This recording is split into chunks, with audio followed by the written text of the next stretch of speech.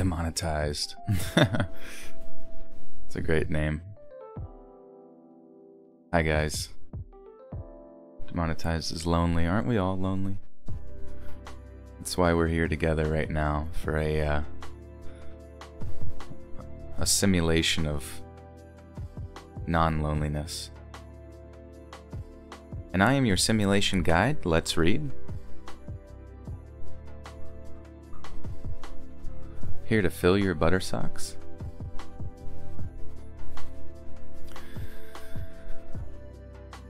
You like the music, Michelle? I'm glad. I hope the can you get a yas, queen? Yas. Did some testing before starting, so I think everything should be pretty well equalized as far as voice to sound. Joel is my name. Joel is my name. Yes.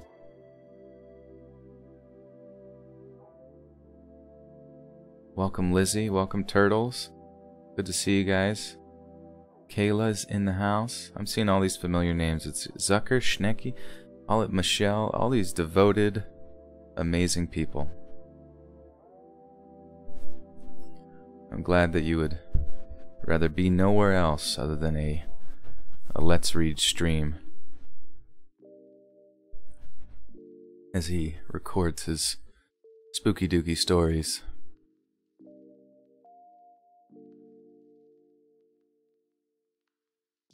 Impressed with tonight's audio. That's good. That's what I aim to do.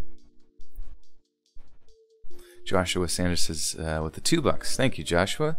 Says, where's the trucker vids? Oh man, that's a good question. That's probably our next one of our. Hopefully this summer, I would say, we can hit that topic hard. Get some stories from some truckers. Do we have any truckers in chat at all here tonight that would like to share their spooky dooky experiences with us?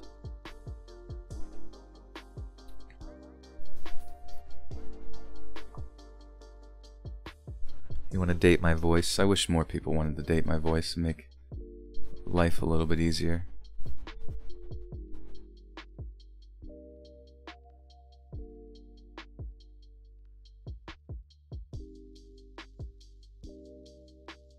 Jamie Sore, I notice you. Senpai sees you. He sees deep into your soul. Melvie, you were a trucker in a previous life. Or were you a truck? Joshua Sanders with the 2 again says, I'm a trucker and I listen to you while I drive. Joshua, you should totally send in some stories for the channel. We can get that trucker vid a jump starting.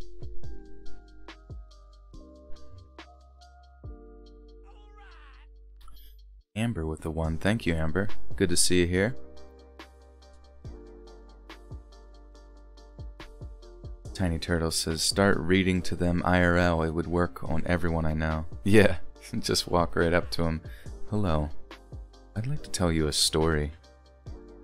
I hope I don't creep you out. I hope this isn't strange. My internet friends told me to read to you.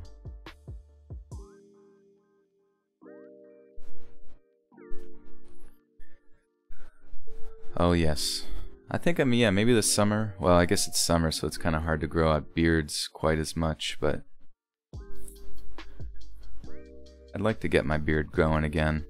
Been keeping it kind of trim as of late, and there's a period of time where I just kind of let it roll, and it was interesting because it like got really bushy, but it also kind of like started climbing up the side of my face as well, as far as like in areas in which facial hair does not normally ascend to.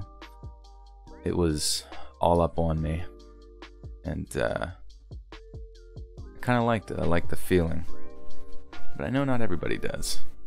Blue Rooster with the 2 says, I'm a trucker. I'm on 285 Worst Trucker Story. Yeah, my dad actually does trucking, and he tells me about certain areas that you go through where it's just an absolute nightmare. Josh with another 2. Thank you, Josh. Very generous tonight. Says, that would be awesome. I have tons. Josh, if you get some time where you're out on the road while you're not driving, definitely jot some of those stories down. Send it into the subreddit.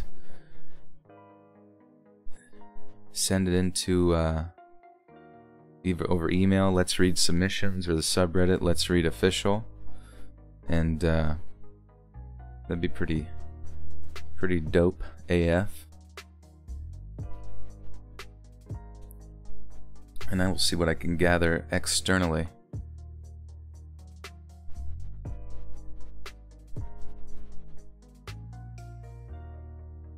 Express Animation says, I will email the animation to you as soon as I finish it. I'm halfway done. Be ready. And by the way, who normally did the animations for you, if you don't mind telling us? They were amazing too. Oh yeah, we've got quite a few animators that have done some videos, or at least had their animations hosted on my channel. One of the initial animators I worked with, a good friend of mine, is Axeman Cartoons. His channel's been doing a lot better lately, growing, doing some original content. I believe he's currently working on like a music video, which is really cool.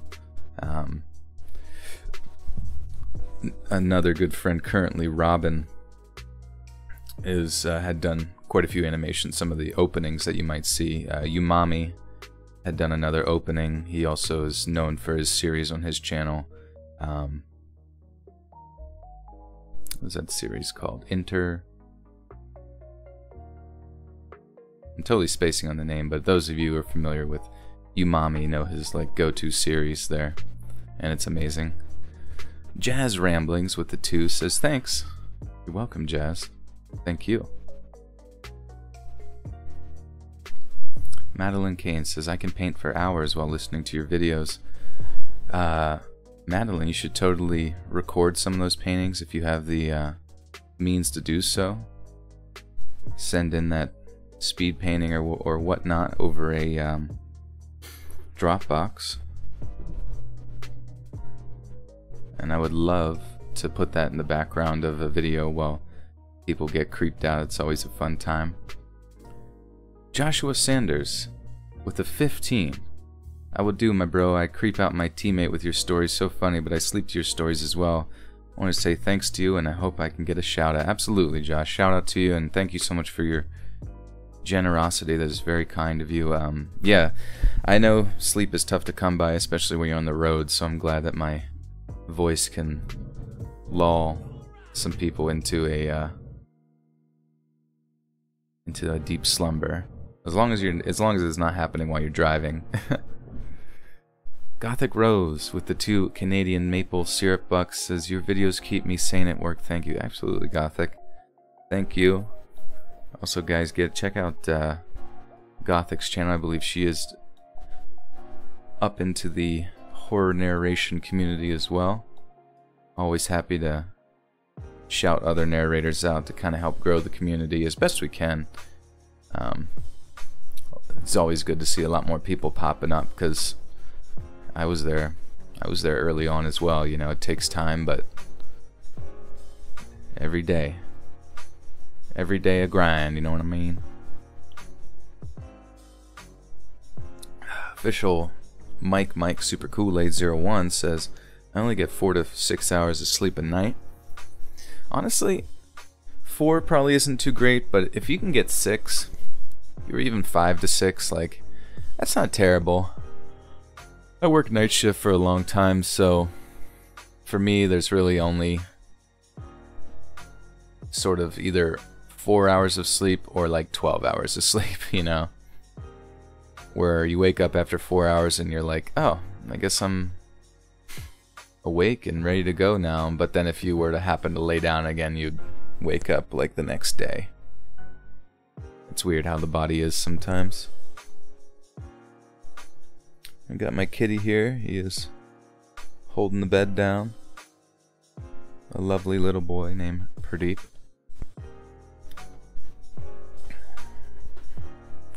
Which of your videos you've done so far is your personal favorites? Well, I remember... Well, I really enjoy, like, whenever I can do those, like, sort of countdown videos slash, like, anything that requires, like, some editing, because it feels like it required a lot more effort into the whole post-process aspect of it. And so I always just really enjoyed my Bigfoot. It was like 23 most authentic Bigfoot videos. That's still up and it still gets comments to this day, which is pretty funny, just seeing people complain and yell about whether something is or is not fake, or whether people have seen Bigfoots and all that kind of stuff. And it's just interesting, you know. And it's definitely one of my favorite topics. I just saw something, I think some rangers or something out in India had just reported coming across some tracks that were definitely relatively abnormal from what they normally came across. There were some huge bipedal footprints up in the sort of toward, I guess, towards Nepal, maybe in the northern aspects of India. I'm not really sure. So they were saying that they've had experiences with Yetis in the past. And honestly, I'm just ready. I'm just ready for someone to catch something. You know what I mean? To catch a Yeti. That's what's his name from To Catch a Predator has to go to next. He needs to do To Catch a Yeti. Lure them in with underage Yetiuses. Joshua Sanders with the 2 says, "Are you able to put a motion night live stream? Are you able to put a motion night live stream?" I'm not sure. I'm not exactly sure what you mean. A motion night live stream. I'm not sure. You mean just like do a live stream that goes throughout the overnight type situation? Because I always think that would be interesting. I know Creeps McPasta at times he will have a bunch of his stories kind of going in a constant like live stream fashion, which I think would be cool. Sorry, I gotta sneeze real quick.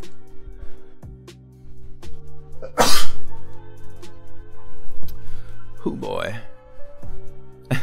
Take a seat right over there, Mr. Yeti.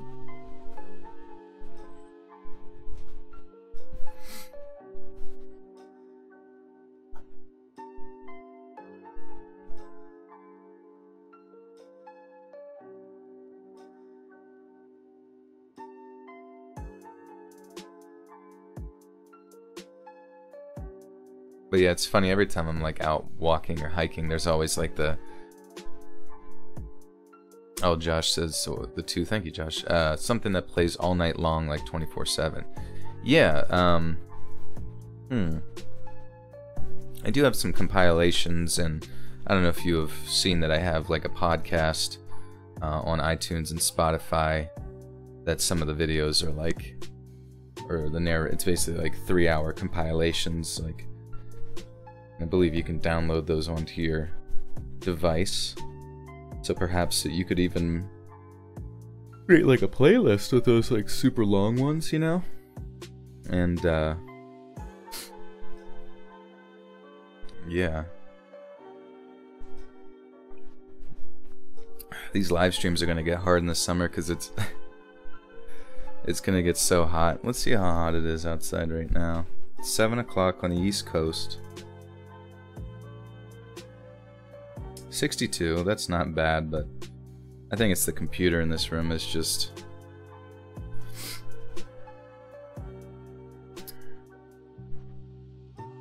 Computer's just putting out a lot of joules of energy. Gesundheit.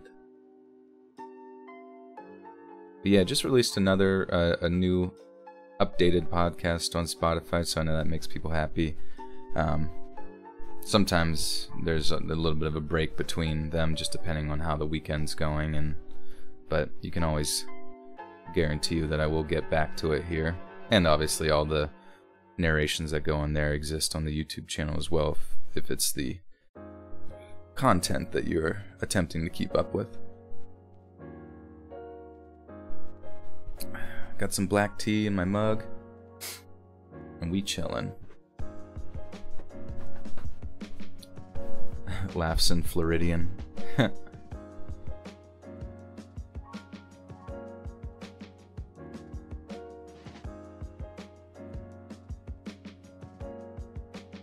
Miss Bellatrix, it's 22.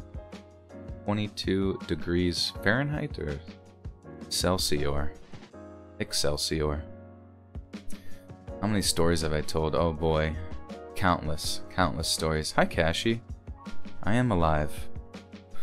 I'm alive, and I sound sick. I don't even know where I got sick from, to be honest. I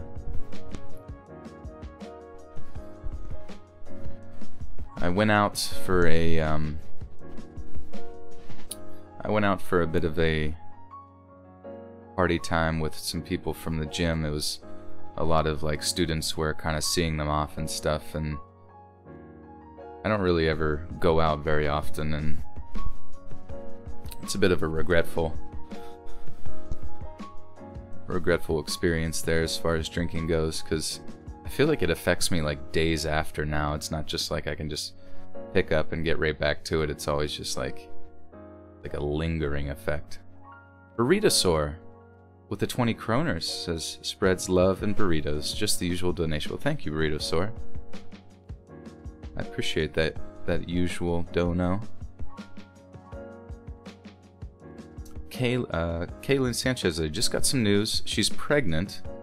Not sure how I feel, but at the moment I'm so happy. Well, congratulations. Oh my god. That is, that's huge news. That's life-changing news. I'm not sure if you already have children or not, but congratulations, and I wish you the best there. Joshua Sanders with the 5. Thank you, Josh. I was shut down on the US Road one night, and I kept hearing knocking. It was creepy. I hope we never meet again.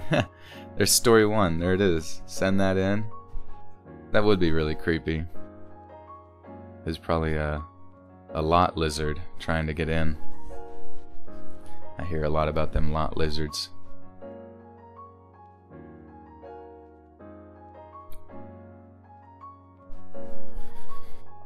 Yeah, drinking's never really been my my go-to.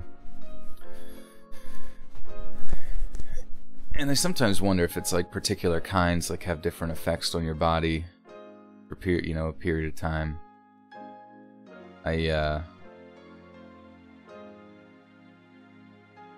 Yeah. There's days I wake up and I'm thankful that I'm not not an alcoholic, especially after those particular hangovers and stuff like that, because it's just, I don't know if I could even deal with that every day, all day. I guess you get used to it, right? That's what they say. But I'm going on a vacation here soon, mid-May, and we'll be on a boat, and I know that there will be a lot of sippings of the alcoholic beverages, and I don't think that I'm going to be looking forward to that too much. It just never agrees with me. Like, I don't think I can ever make it out of like a drinking experience without, because it seems like everybody just like wants to go hard in every scenario. Like, there's never just like a casual, oh, we're just casually drinking, you know? And I don't know, I just always end up getting sick or throwing up, especially if we're on a boat and I'm gonna be like seasick mixed with that. So I think I might just have to like fake it most of the time. Don't tell them. Get like a Diet Coke and put a lime in it. Look at me, guys.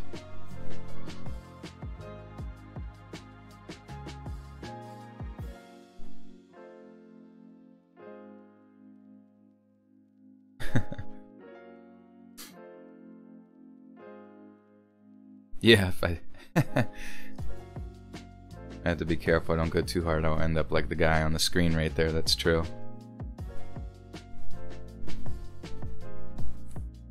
Yeah, Spooky, going on a little cruise action. A friend of mine apparently bought an extra ticket to save money with some people from my old workmanship area, and somebody bailed, and they were looking for somebody, and now off I go into the great blue sea. Probably gonna get killed in Bermuda, but we shall see.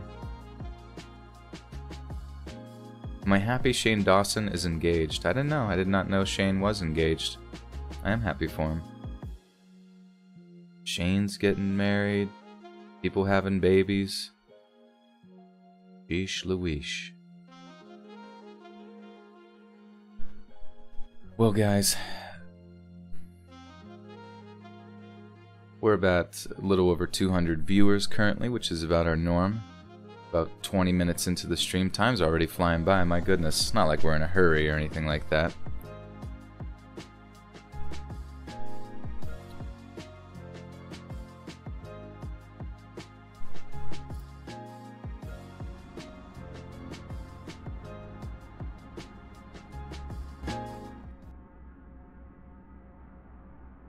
Making the transition over to our good friend Robin Mikalsen's amazing Wendigo art.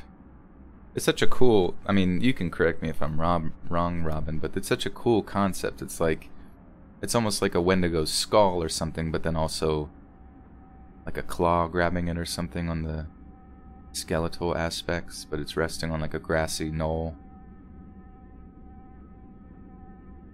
But yeah.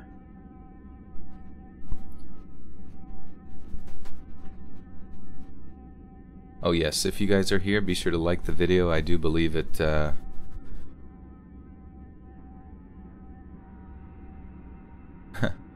do believe it, lets other people know that I'm streaming as well, because I think YouTube kind of, like, limits things, like on how many people get notified. I'm not really sure why, or the rhyme or reason. You think that they would want to maximize as many people in here as possible to maximize like viewership and that kind of thing, but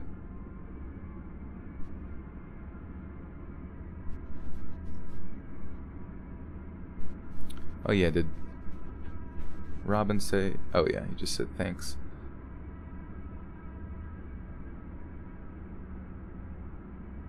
Yeah, I don't think I completely had a chance to pick your brain on that background animation, though I love it though.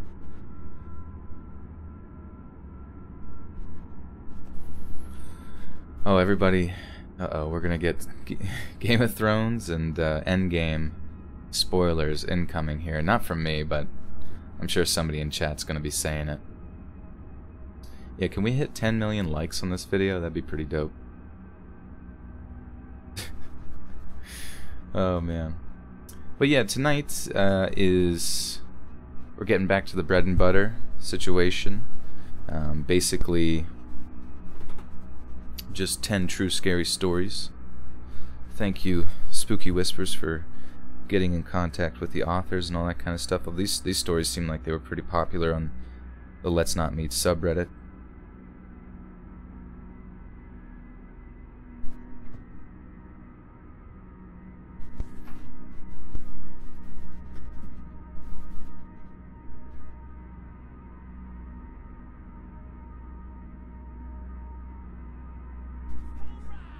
Miss Bellatrixa with the 20 huge Aussie bones says, wish I could stick around, but I'm not feeling the best today and can barely keep my eyes open. Hope you have a good stream today. By the way, my roommate is creepy and takes photos of me when I'm not looking. Oh, perfect. Well, I can look forward to receiving a submission from you soon, it sounds like. Bellatrix, it sounds like you need some chocolate milk and a nice banana muffin. Usually fixes about everything. But our first story of the evening, my good friends here, says the title is A Man Approached Me and My Kids in a Deserted Mall Parking Lot at 10 o'clock at night and started talking to my kids. Well, geez, there's the whole story right there.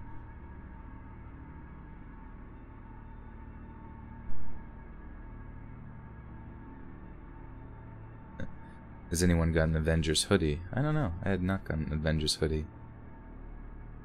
But yeah, we figured out, I was watching Red Letter Media from a video from like 2017. And they were talking about movies, you know, underrated movies from 2016. And the ones that made the most money were either superhero movies or animated movies about animals that talk. So, we have figured out, and most of those movies made over $1 billion, which is crazy to think that you can make that much money just from putting out a flick. But we figured out that the best way to make $2 billion on a movie is to make superhero movies about animated talking animals. Just combine the two. Easy peasy. It would destroy.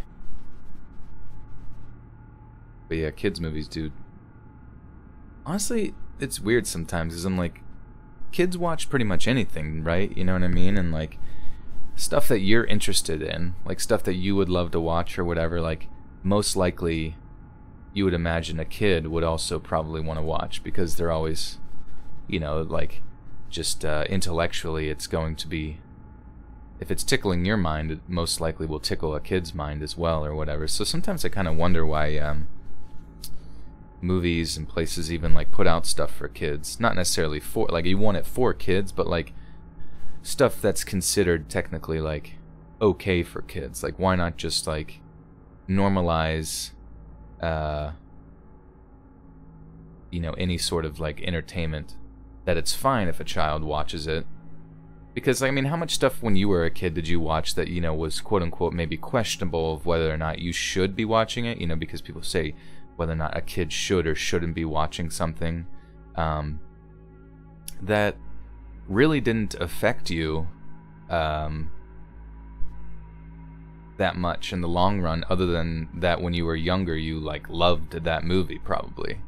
I could be wrong. I'm sure some movies, like, leave kids with nightmares and things of that nature, and but I remember watching, like, you know, Starship Troopers when I was young, and it confused me because I didn't know if these people were dying for real, you know what I mean, because I was an idiot little kid, but at the same time, like, it was one of the best movies I had seen, because up until that point all I was watching was like Barney or some stupid stuff, so this was like blowing my mind, you know. But anyways, it's not my place to tell what Hollywood should or should not be doing. Oh yeah, Newgrounds. Do you remember Stick Death? Did anybody ever watch Stick Death and Super Beast? It was basically like a website where it was just like flash animations, but like, you know, it was just like stick people dying and stuff, and, you know, in funny ways or whatever. And like, I just remember there's this one character called Super Beast, and he just like would like sprint around and just like tear people to pieces or break into military bases and just destroy things or whatever. And I definitely was far too young to be watching stuff like that, but I don't think it affected me as far as my development goes. Maybe I don't even realize it. Maybe it's something subconscious that has stuck with me for a long while, but I don't know. Sometimes like when people say like, oh, a kid shouldn't be watching that, it's like, they're going to eventually. Eventually a child is going to realize that the world is not, you know, sugar plums and gumdrops and doobity-dees. I also just saw an advertisement for Sonic the Hedgehog, like a live-action movie where Sonic's animated and Jim Carrey is playing Eggman or Dr. Robotnik, and can't say I'm too excited about that one. Just looks really, really, really stupid. Especially whenever, you know, I played Sonic games, and like the stories were just like really dumb anyways, even though they were basically these animals in real life scenarios, and I believe that they took place in like real life locations as well. But like, I don't know, I never understand like who's in charge of like writing it's like as if though the person who wrote this script for the movie was told that they weren't allowed to like base it around anything similar or make any sense to like the actual Sonic universe. So it just looks like a probably a huge flop, but at the same time it has talking animals in it, so we shall see.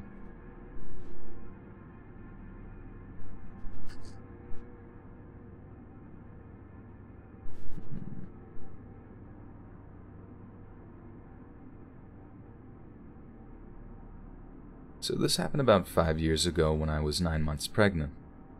I was Christmas shopping at the mall with my then 7 and 15-year-old daughters one Saturday night in a very safe city with a very low crime rate. There was an Applebee's connected to the mall, and we ended our shopping pretty late, and the mall stores were starting to close. So I took my kids to a hotel.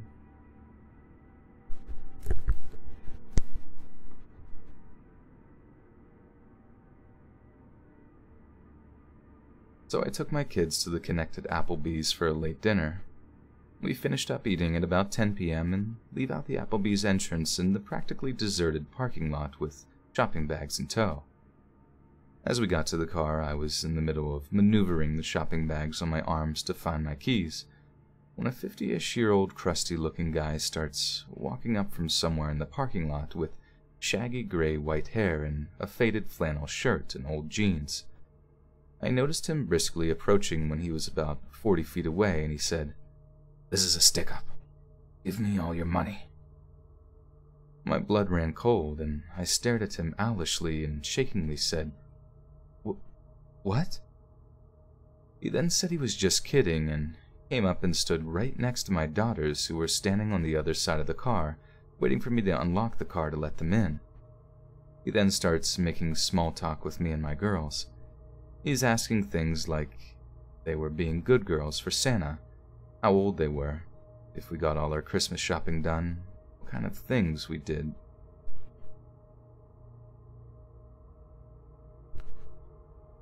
What kind of things did we get?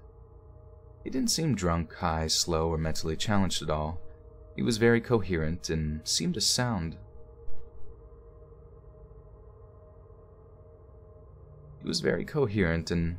of sound mind. Mind you, I was a heavily pregnant woman, alone with my 2 daughters in a mostly deserted parking lot at 10 o'clock at night, who was being approached by a stranger who came and stood right next to my kids on the other side of the car, just shooting the breeze, talking to me and my kids with his hands in his pockets and occasionally looking over his shoulder. I didn't want to aggravate him, so I was politely conversing with him and trying to look calm and nonchalant, while trying to disguise my frantic hands digging inside my giant purse for my car keys. This exchange went on for a couple of minutes while he periodically kept looking over his shoulder. I was silently panicking and trying to politely keep the situation from escalating by calmly and nonchalantly talking to him while also trying in vain to find my car keys to get us out of there. They were in there hiding good. I felt that at any moment he was going to pull a knife or gun or rob me, and my kids were right next to him, away from their mother on the other side of the car. I couldn't find my car keys to get my kids into the safety of the car.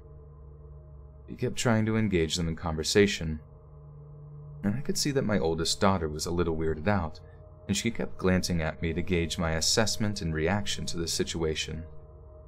Kids often tend to not recognize potential danger when they're with their parents, since they use us as their protectors.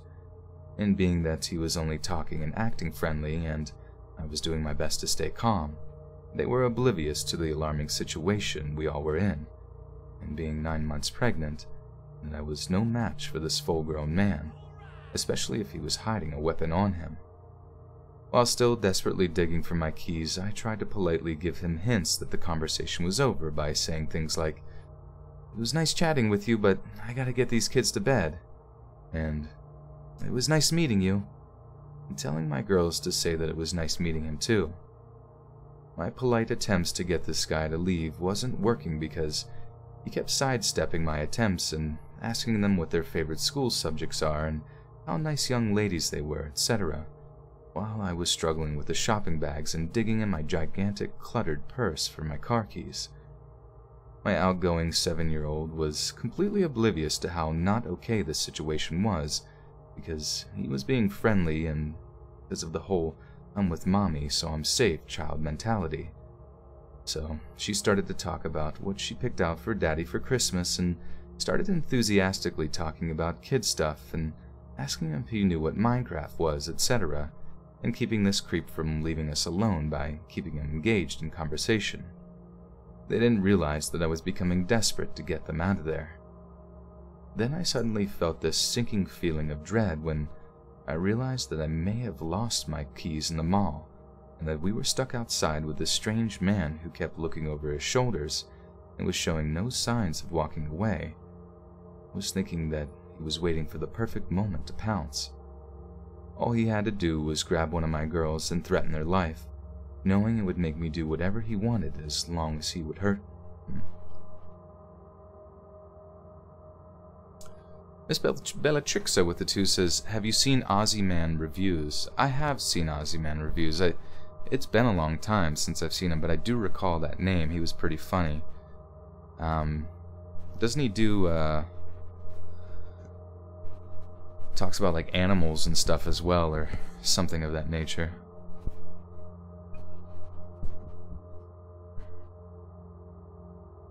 Oh yeah, Robin Mikalsen did, I don't know if it's Lazy's latest video, but it might be in all of his new videos now, but with his, on some of Lazy's like outro stuff, Robin did a really cool 3D rendition of his Lazy Masquerade's sort of Japanese demon mask thing, and I thought that was really cool. I saw that at the end of the video, which is pretty sweet, and it made me happy because, like, you know, working with Robin and then Lazy, like seeing that animation that Robin did for me initially with the Wendigo thing, where he's walking through the woods and it does like sort of a master shot external from the woods and stuff. And Lazy asked about that, and then I made the suggestion of working with Robin, and then it was so cool to actually see it like come to fruition. It's like, man, this is cool. I like the idea of like networking with people and, you know, encouraging talent to interact with talent. It's always pretty neat.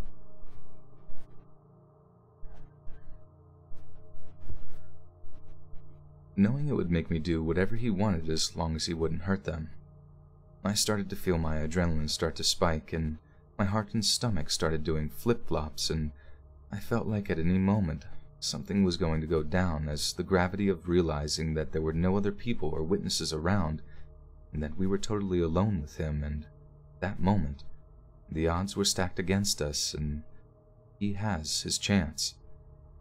Then he all of a sudden was like, "Alright, it was nice talking with you, see you later," and walked off in the same direction to which he came. It wasn't until then I found my car keys and unlocked the car and told my kids to get in fast, and I got into and locked the doors and started the car and drove out of there. My 15-year-old lightheartedly and jokingly said, "Okay, that was weird," and laughed. I was overwhelmed with relief, and then I was confused over what just happened. I thought to myself, why would a guy seemingly sound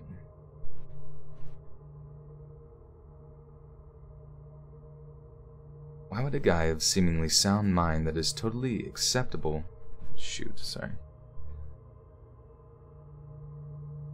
Why would a guy of seemingly sound mind think it's totally acceptable to go out of his way to just approach a woman and her kids in a deserted parking lot late at night just to chit-chat? But being that nothing bad happened, I brushed it off and joked about it too. When we got home, my husband greeted us and asked us how shopping went. I said it went well, and my 15-year-old told him what had happened in the parking lot and how weird it was, and was kind of joking about it. I started joking too, saying how I was mentally having a panic attack while trying to look calm, and I started making fun of myself by telling my husband how I was attempting to inconspicuously rummage through my purse to find my car keys. My husband went completely white, and I acknowledged his horrified look of alarm, and I assured him that, albeit creepy, the guy was just talking and eventually left on his own. Now, my father-in-law is a retired sheriff deputy, and my husband went through police academy training after graduating high school. He decided to go to business school instead of becoming a cop. And being that the knowledge he gained from that, plus growing up with a cop for a dad, I found out why my husband looked absolutely horrified when I told him the details. What my husband told me completely rattled me to the bone. My husband told me that he was 100% sure that the reason why the guy was hanging around us and chit-chatting was because he was waiting for me to unlock the car. And the reason why he was standing next to our kids was because once I unlocked the car and the kids started to get inside, he was most likely going to force himself into the car with the kids, hold knife or gun to them to gain leverage on me to force me to cooperate, knowing that I wouldn't abandon my kids, which would force me to get into the car with them and do whatever he wanted to me, which most likely would be to drive to a remote location to do God knows what. Being that he wasn't wearing a mask, suggested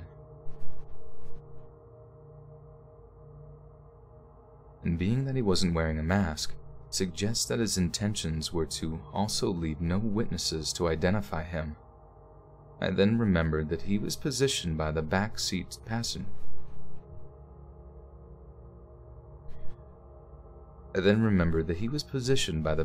passenger door where my 7-year-old was standing by, waiting to get in. My husband then told me that the most likely reason why this guy ended up leaving was because it took so long for me to find my keys, and the longer it took, the more anxious and spooked it made him. And the whole time, I was desperate to find my keys, which, through some sort of divine intervention, stayed hidden in my purse, thus saving us from potentially being abducted. Jesse Jack-o'-lantern with the $2 says, fantastic work, my dear. Love your narrations. Thank you, Jesse. I like your name. It's Jesse Jack-o'-lantern here. Well, that's creepy. This is definitely like a one of those stories where you learn something a little bit. Somebody comes up and creepily...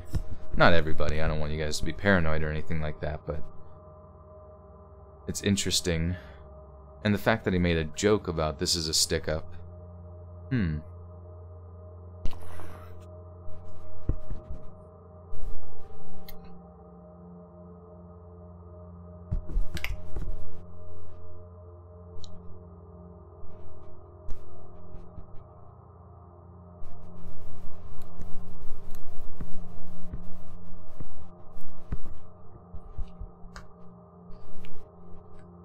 Lube the lips.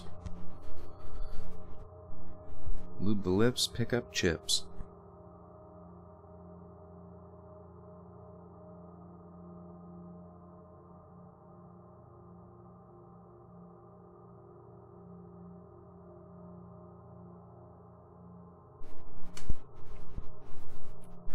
Let's try again, everybody.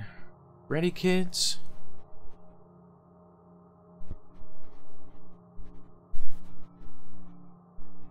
Alright. So this next story is called Caterer Goes Ballistic When He Realizes I'm Engaged, Forces His Way into My Bedroom to Steal My Dirty Underwear, and Breaks in the Next Night. Jeez, these guys are just giving away the story now. Maybe I shouldn't read the title anymore. This is written by Stephen King, dude. That's the title of his next movie. That'd be really funny if, like, movies just had, like, whole paragraph titles.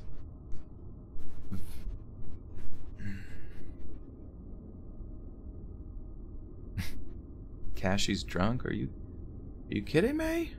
Cashie's a Puritan. He would never touch the devil's sauce.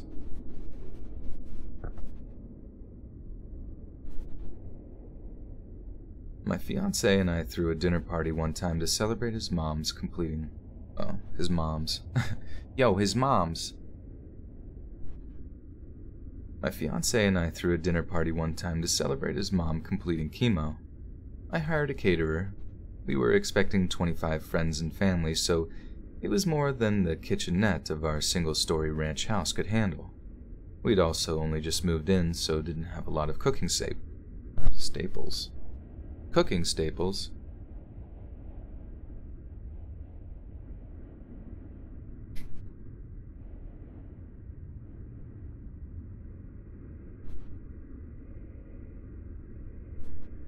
We'd also just moved in, so didn't have a lot of cooking staples.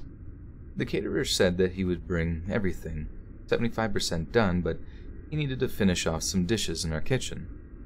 I told him that was fine as long as he was finished by 5 because the kitchen is centrally located and we'd prefer everyone to be finished before the guest arrived due to the intimate nature of the cake. God. Cashy's the only one with the, what's it called? Cat bug emoji, which I love. Cat bug. Do you guys watch Cat Bug? It was on that, I forget what that channel was called, but it was just really funny and cute. It was super cute.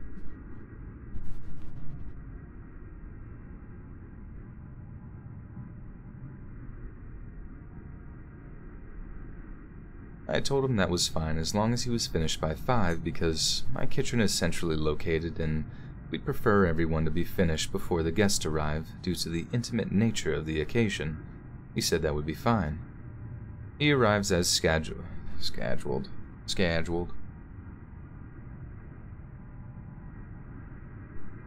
He arrives as scheduled at 12 p.m. We gave him until 5 and the guests aren't even arriving until 6, so it's plenty of time.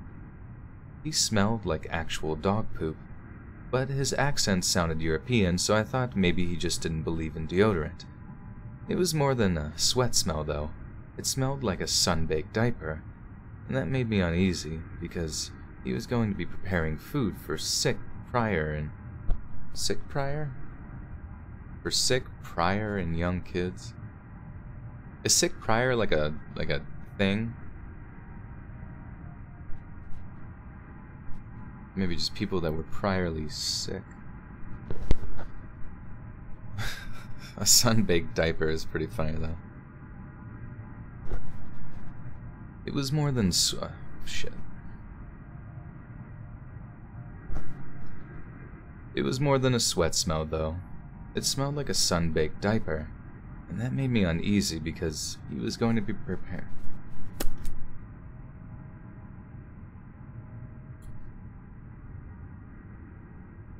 Oh, priorly sick. Alright.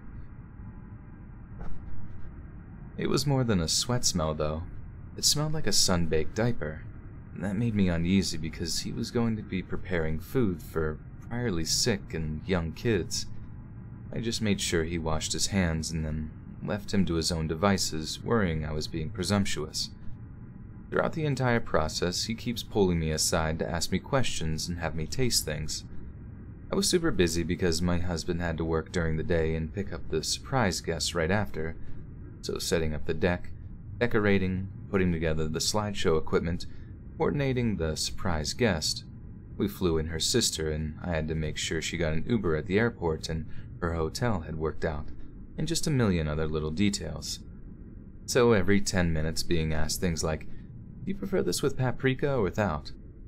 What the fuck?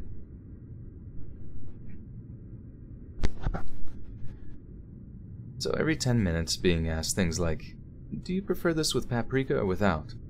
With is fine, whatever you think. Taste it to be sure. Was getting old. When he was still there at 5:45, after 2 gentle reminders, I flat out told him I needed him completely out by 6, no matter what. He apologized and said that there had been a delay because our oven wouldn't stay up to temperature. I never had a problem with our oven, but I figured he's the professional. Maybe it was a subtle problem. A little before 6 rolls around, a few of our friends start trickling in. I decide to tell him whatever's done is done, and whatever isn't, he should just put in the fridge, but he's nowhere to be found. I got out on the deck to ask my friends if they'd seen him, and he's out there, alcoholic beverage in hand, out of his chef whites and now in a tee and jeans, mingling with my friends. I walked out just in time for him to introduce himself to my cousin-in-law as a good friend of mine. Nope. Too weird for me. I met him in person for the first time barely 6 hours ago. I told him he needed to leave, now. So he goes inside and gets his bag and makes a beeline for my bedroom. Taken aback, I say, "Excuse me, where are you going?" He says, "To change." So first of all, we have a guest bathroom clearly visible. Second, why can't he wear a t-shirt and jeans home? I tell him I'm not comfortable with him going in my room, but he insists it'll only be a second, and goes in and shuts and locks the door. Couldn't even get a word out before he went in and felt helpless. I was going outside to ask one of my friends to help me usher him out, but at that point my fiancé got there with my aunt-in-law. I had to explain the situation to him, nearly in tears at that point, and he was like, "What? He went in the bedroom? Why?" So he pounded on the door. The caterer came out, still in a t-shirt and jeans, and fiancé said, "You should not be here, you need to leave." And the caterer said, "Excuse me? This isn't your house. It's not up to you to decide." And my 6'4", 260-pound fiancé tells him, yes, actually, it is his house, and puts his hand on his back and guides him to the door. The caterer says, "I thought she lived here." And he says, "Yes, my fiancé lives here with me." And the caterer goes nuts. He turns to me and screams, "You lied to me!" I have no clue what he's talking about. He starts yelling about how I led him on and calling me all sorts of terrible names. I don't know who he thought the man in the pictures with me around the house was, so my fiancé says, "Oh no, you won't talk to that way in my house. Find the door." And the caterer goes in the kitchen and starts throwing the trays of food out of the refrigerator and on the floor. At that point, my fiancé realized two of his brothers, both currently offensive linemen at the college level, had come in and were on the deck. He signaled to them and they came inside. He basically said, "Yo, this guy's harassing my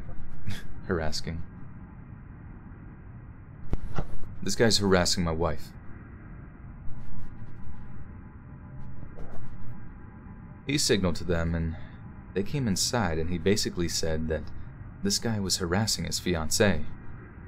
Since they're a family of all boys and my fiancé is the first to get married, they don't get to flex their protective muscles too often and jumped at the chance to toss this guy out.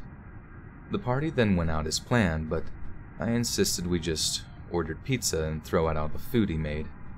My fiancé and friends kept saying, "Isn't that a bit much?" But I was insistent.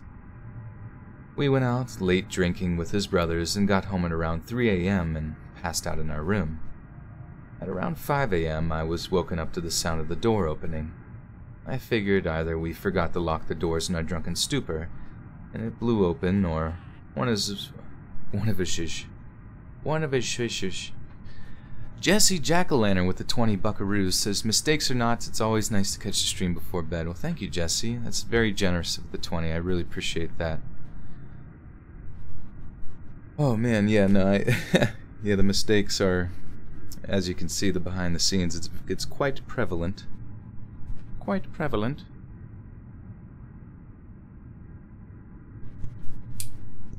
But thank you again. Actually, I was kind of excited to hear more about these offensive linemen getting rough. Getting rough with the man. ASMR Amethyst, are you an ASMR channel?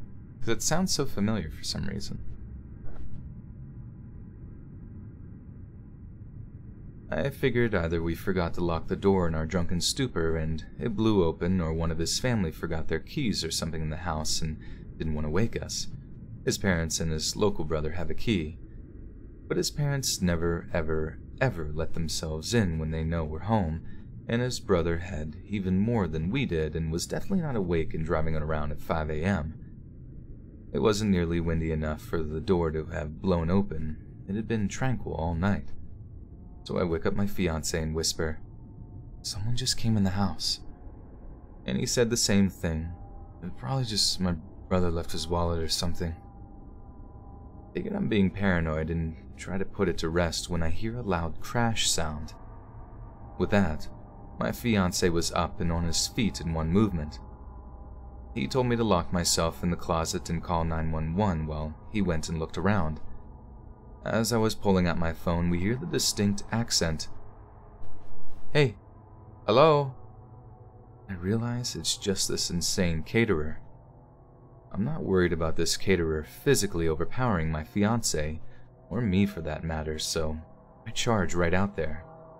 The caterer is shirtless and clearly on something. He's taking the pictures that are just me off the wall and holding several in his arms already. He lunges towards me when he sees them. Oops, sees me. Whoopsies.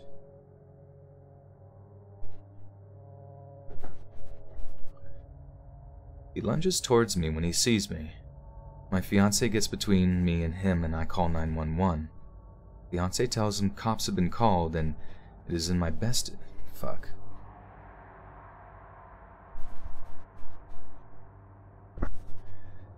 Fiancé tells him that the cops have been called and that it's in his best interest to get off the property.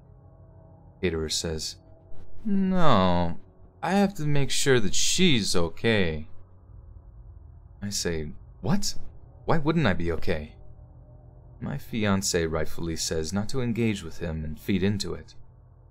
My fiancé stays between me and him while I climb out a window. Wait, while she climbs out a window? That's kind of weird.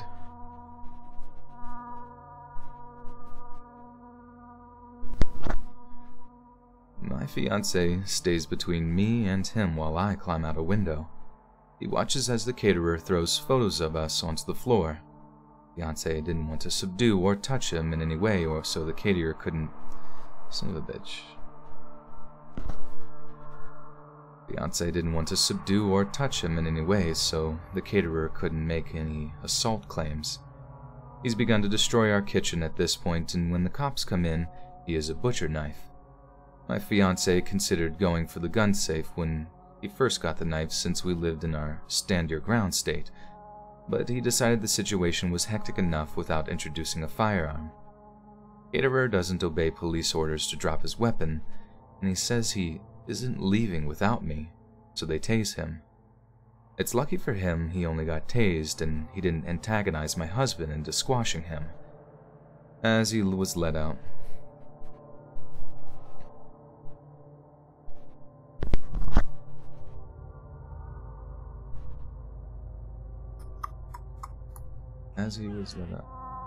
Elizabeth Harrington with the $2. Thank you, Elizabeth. As he's let out in cuffs, he's shouting how he and I are in love. And it figures I chose a macho thug over a sweet, sensitive artist like him, and all women are, etc., etc., etc. It continues on this tirade the entire time police are reading him his rights. The police ask us do an inventory of the house and see if anything is missing or damaged besides what we witnessed him do. We go around and there's nothing. But then I remember he was in our room yesterday and go through the room. All my panties from the dirty laundry hamper were gone, and my vibrator had been moved from where I kept it. We were so freaked out in the aftermath that we replaced all of our kitchenware, toothbrushes, sent our sheets to be professionally cleaned, and had a cleaning crew do a deep clean of the whole house. So glad we decided not to serve the food to our guests and my fiancé's medically fragile mother. He sent me a letter from prison that thankfully... Shoot.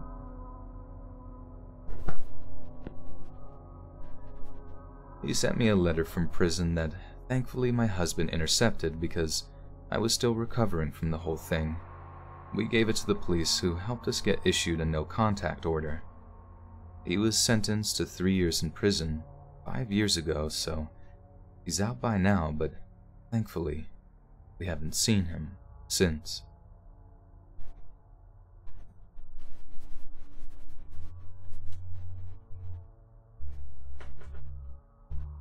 Thank you, Elizabeth. Yeah, I appreciate that. It's nice to hear, nice to hear good things from people.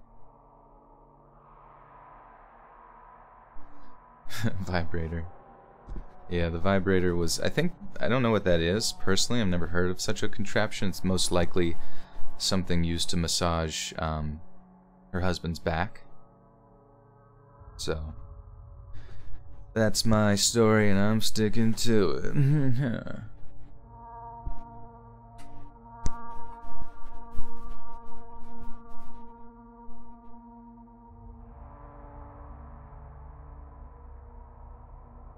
Joel, how does your own voice sound to you? Most people hate recording their own voice. I don't know. Actually, It's kind of narcissistic, but I get like a bit of a strange sensation when I hear it. Like when I hear like there are times in the past when it would be kind of cringeworthy, but like whatever level of voice that I've kind of evolved into right now for narration stuff, like it I like it now. I don't know. I like hearing it, and sometimes I forget that that's even my own voice, you know what I mean? I'm like, oh, who's that guy? Because in the past I would hear myself, if I would hear myself in recording, and like when I'm talking in conversation with people or maybe talking loud, sometimes my voice can kind of take on more of a nasally sort of frequency, and it's kind of annoying, you know. But anymore, I think I want to date myself, and that's most likely what I'll do.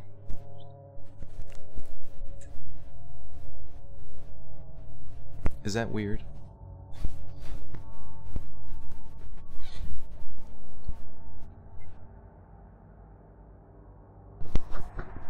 Okay, so this next one. Crazy guy that grabbed my neck.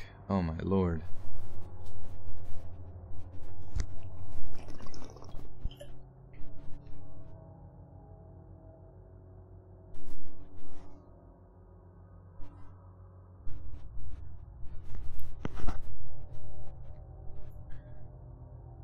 So I, a 19-year-old female, was at a house party a couple of days ago.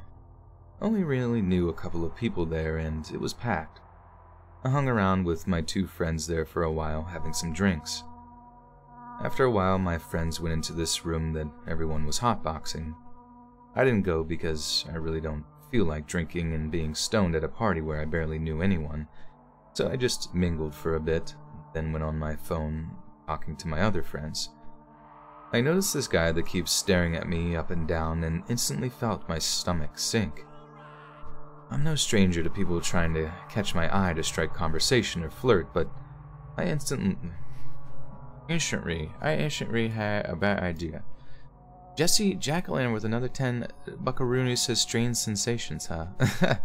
Yeah, they trickle down into my lower belly, like a butterfly, crawling through my skin. But thank you, Jesse. Thank you for the 10 buckaroos.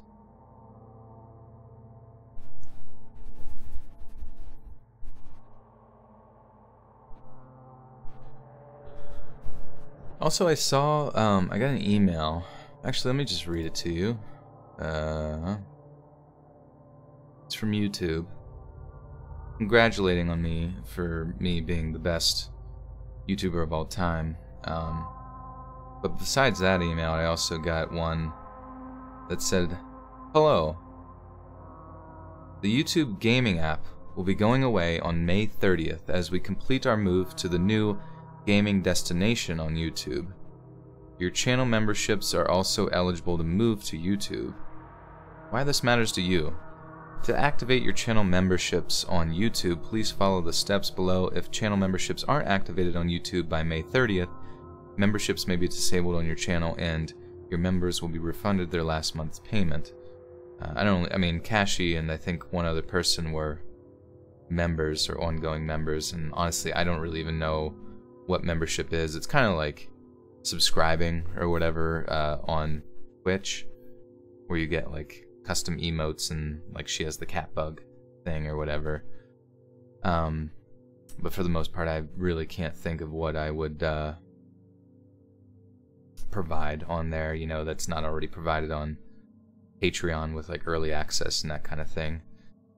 But I don't know, I personally think like that YouTube streaming service, like obviously this is great, like it works, you guys are able to donate and conversate and all that good stuff that's very similar to Twitch, and that's fantastic. But like as far as like discovery goes, like people can discover my YouTube channel through like suggested videos and that kind of thing, and then decide to subscribe from there, you know, or when the Twitch kind of terms like follow. But hypothetically, like someone random is able to stumble across my stream. Like, that doesn't really happen on YouTube, because if you guys aren't familiar, like, I don't know, is there somewhere on the YouTube's like general website that you can sort through different streaming, like, because on Twitch you can sort through different games. There's also like the IRL section or art or creative section or whatever, and I don't, like, I know that there's an entire, like, it's called like gaming.youtube or something like that you can go to, but I mean, like, why a whole entire different website, essentially, like a domain, that you have to like awkwardly go to, and then from there, is there any sort of particular category? It's not very organized. Like, is there a particular category that they would find my channel? Because you don't really get to like set that in your settings on YouTube streaming, so I don't know how anyone would ever find my stream or ongoing stream organically, you know what I mean? But I don't know. I just sometimes wish that YouTube would have just like essentially copied exactly how Twitch did, or at least promote like live streams like more often when people were actually doing it. Like, I just don't really get it. I don't understand what it is they're thinking half the time.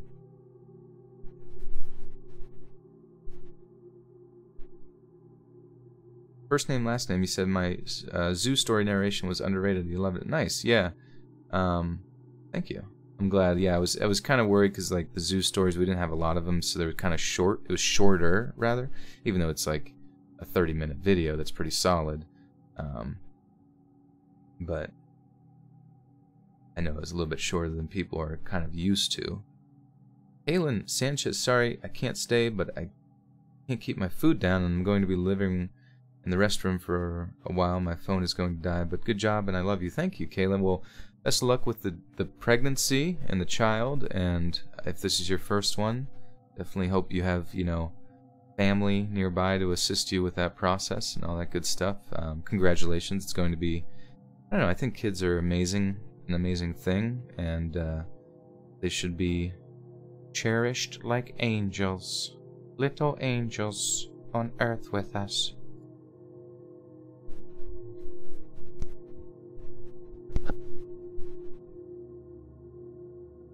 I'm no stranger to people trying to catch my eye to strike conversation or flirt, but I instantly had a bad feeling about this guy. I looked back down at my phone and sent my location to my friends, just letting them know where I was because things were changing from feeling chill to sketchy. There was a bunch of cans of soda in the kitchen, so I got up to grab a Sprite instead of having any more drinks. I brought my own alcohol. I never take drinks from strangers. As I'm there, the same guy that kept looking at me comes in and started trying to get me to take this drink in a red Solo cup. I was like, nah, I have a Sprite, thanks though.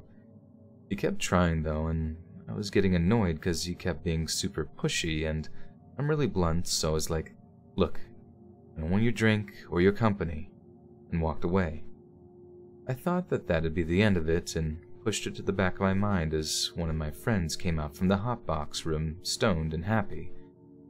We hung out some more, and my friend wanted a cigarette, so I went out to the balcony with her. As we're there, she put her cigarettes on the ledge, and as she's talking animatedly, her arm pushed her cigarettes off and they fell down into the yard. I was going to go downstairs and outside with her to get them, but she told me that she had to grab something from her car anyways and that she'd be right back. I decided just to wait there for her. I'm on my phone and I hear the door open, and I expected it to be her. As I'm about to say, that was quick, I spin around and am face to face with that guy from earlier. He just grabbed my face and kissed me. I pushed at his chest and said, "Dude, did you not hear what I just said?" He proceeded to say something in Spanish. I can't speak Spanish, but I could pick up a few words he was saying, like puta and coño. I had a friend who was an exchange student, and she taught me all of the naughty words. I told him to buzz off and went to push back. Coño. Coño. I don't know if I pronounced that right or not.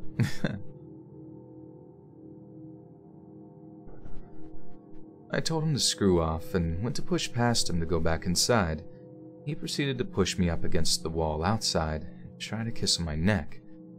That's when I pushed him away as hard as I could, but he then let go of my wrists and grabbed my throat, hard, while maintaining eye contact and smirking at me the whole time. Just when he used his other hand and grabbed my butt, my friend came back from getting her cigarettes, poked her head out and saw what was happening. She tried to intervene, but pushed her with his other hand.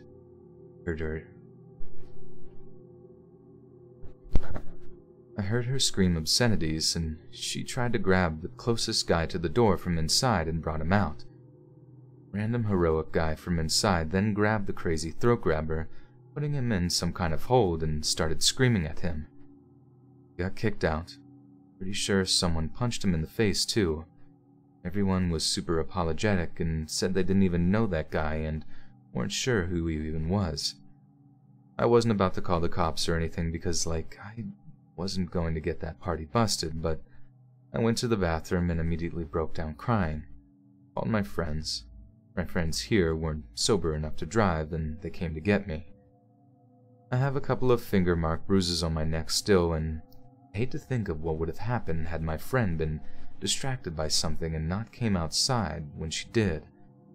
At least I know my intuitions work great, but let me just say, I'm not going to a party where I barely know anyone anymore.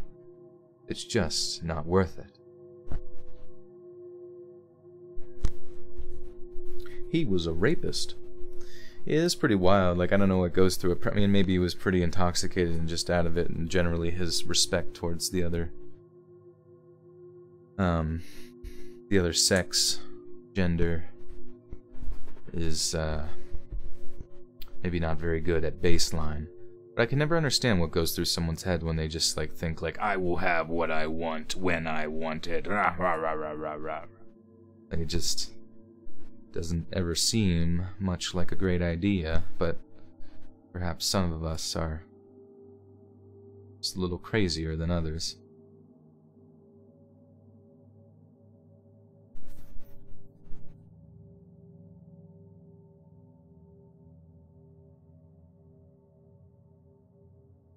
Alright, so this next one is someone broke into the empty apartment next to me and listened to me sleep. Oh. Well, over 350 people have broken into my stream and are listening to me read. Is that a Let's Not Meet story? Is that worth it?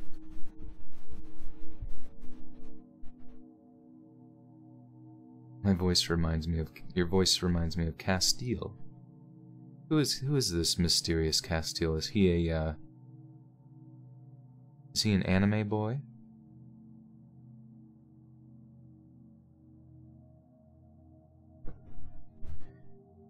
This story happened to me around 6 months ago. I have lived where I live for 3 years. It's a nice apartment in an amazing location, but they were built in the late 90s. The last few years, the city I live in has had a massive population boom, and people have been non-stop pouring in. Good weather, amazing economy, cool place to do stuff always. And because of this, I have seen the landlord's staff start to do heavy maintenance on the apartments, bring them up to date to attract more people to them. My neighbor lived in his apartment for something like 6 years before he ended up buying a house and moved. When he moved, the landlord immediately started redoing his apartment as one to bring up to date. The way that the apartment layout is there are 2 stories. Where my bedroom is, on the direct other side of the bedroom wall, is the staircase in my neighbor's apartment. The way my bedroom layout has my bed right up against that wall. There were.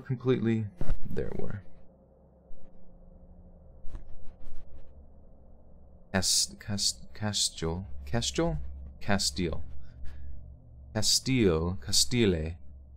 is an angel on Supernatural. Is that a new show? Is that like a television show? Do you watch that on TV?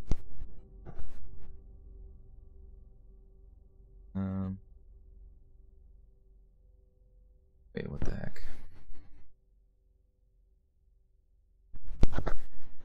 They were completely stripping this place clean. It was one of the first ones that they did such heavy remodeling to. For weeks, I would always see the workers over there painting and redoing the floors. A few days before this happened was no different. I left and saw them doing maintenance on the kitchen, and when I came home from work, they were gone for the day. Nothing unusual, a single bit. The part that is unusual is what happened one particular night.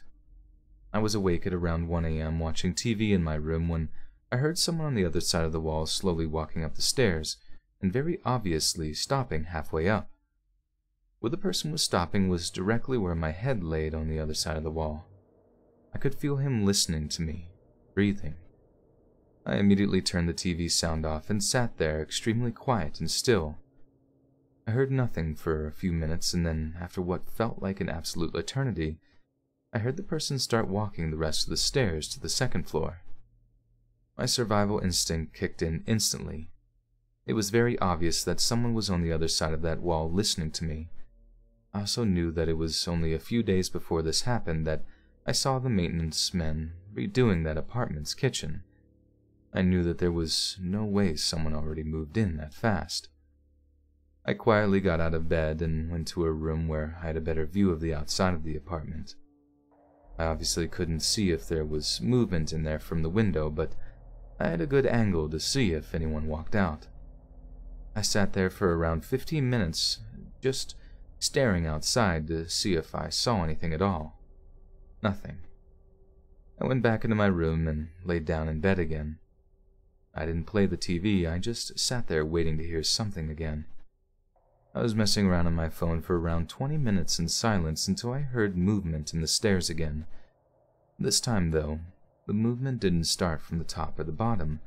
The movement started in the middle of the staircase, meaning that the entire time I was sitting there in silence, this person was just on the other side of the wall listening to my every move.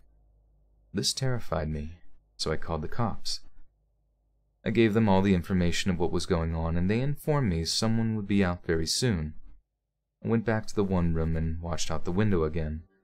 Only a few moments later, a police car pulled up, and a cop got out to examine the building and apartment. He was looking around and shining his light in the windows. I heard him knock on the door, and shortly after could hear him talking to someone, but couldn't make out what they were saying. I was totally puzzled by this. The officer walked over to my door and knocked. I went downstairs, and he informed me very nicely that someone just moved in there. I laughed and was completely embarrassed. I even said to the cop that it was one way to meet your new neighbor. I felt embarrassed, but more importantly felt very relieved about the entire situation. I brushed the whole thing off as it just being late and my mind playing massive tricks on me. The next day I went to leave my apartment when I saw something that made me stop dead in my tracks. I went outside and only took a few steps towards my car when I saw a maintenance man. I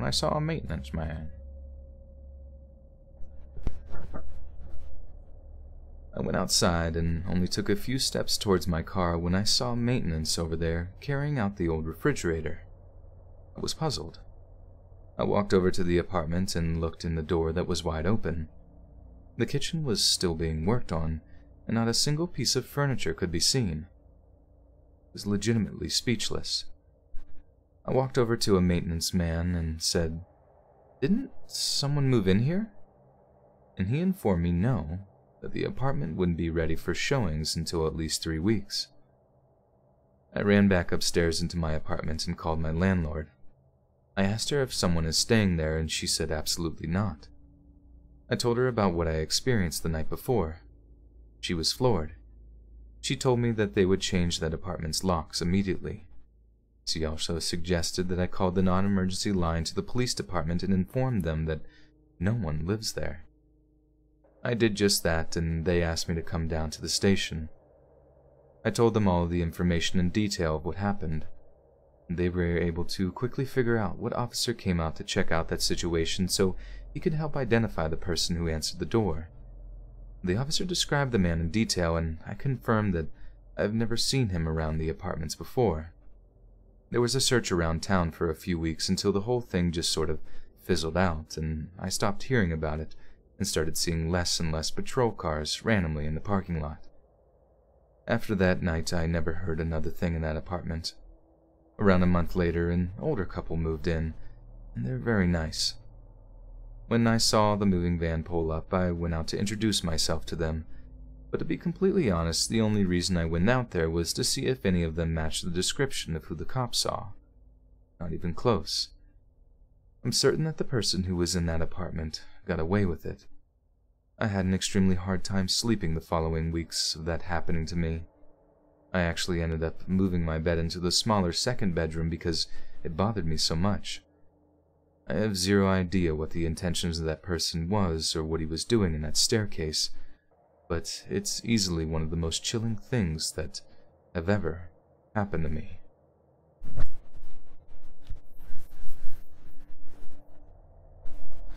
The most chilling thing to ever happen to me.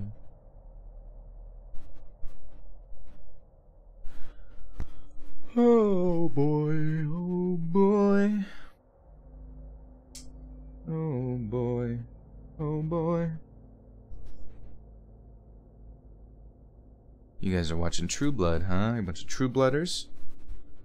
You like those sexy vampires? Are there werewolves in True Blood?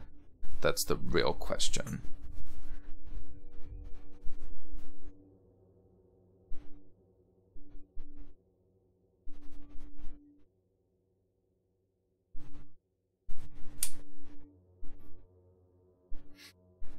Alright, this is story 5. We're halfway, kind of. Manipulative high school friend.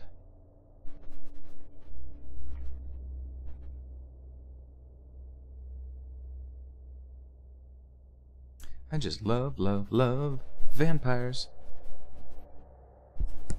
Are vampires real? Do you think they're real?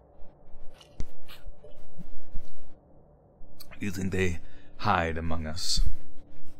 Going from community to community, sucking out our lifeblood, and then once they've been there, after probably 20 years without aging, people start to ponder about them, they move on to something else, another community.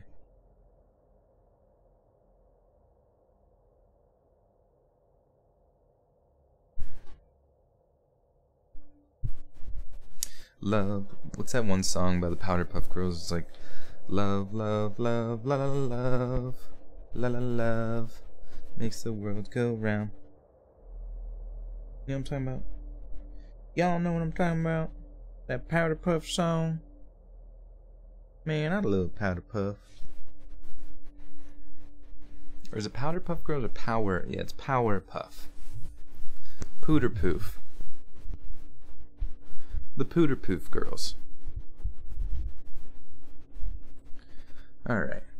Let's get to the bottom of this manipulative high school friend. She manipulates me. Like a piece of clay. She is the potter. And I am just dirt from the earth.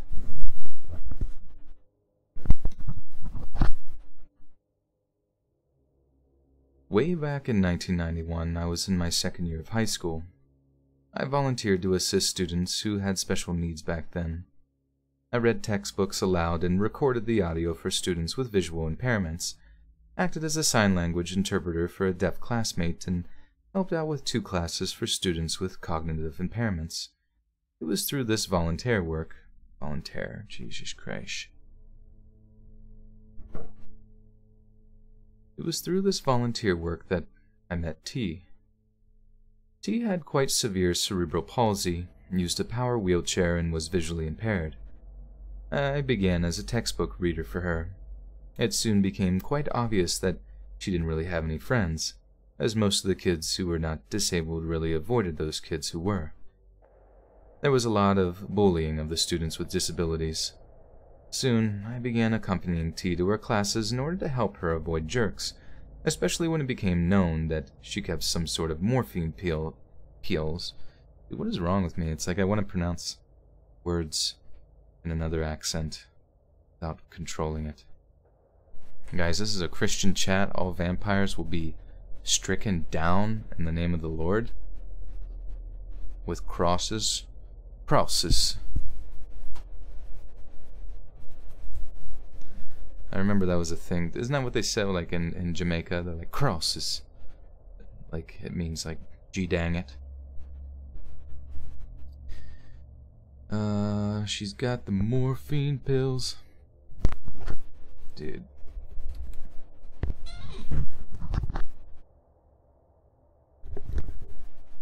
Okay. Soon I began to accompany T to her classes in order to help her avoid jerks, especially when it became known that she kept some of the morphine pills she needed for severe chronic pain in the bag on the back of her wheelchair. Guys began trying to steal those pills, even resorting to violence. Because T was nearly blind, she could not identify the jerks who attacked her. If I was with her, they didn't try. I felt bad for her. She was very isolated as her family lived a long way outside of town, and the local mobility bus would not go that far.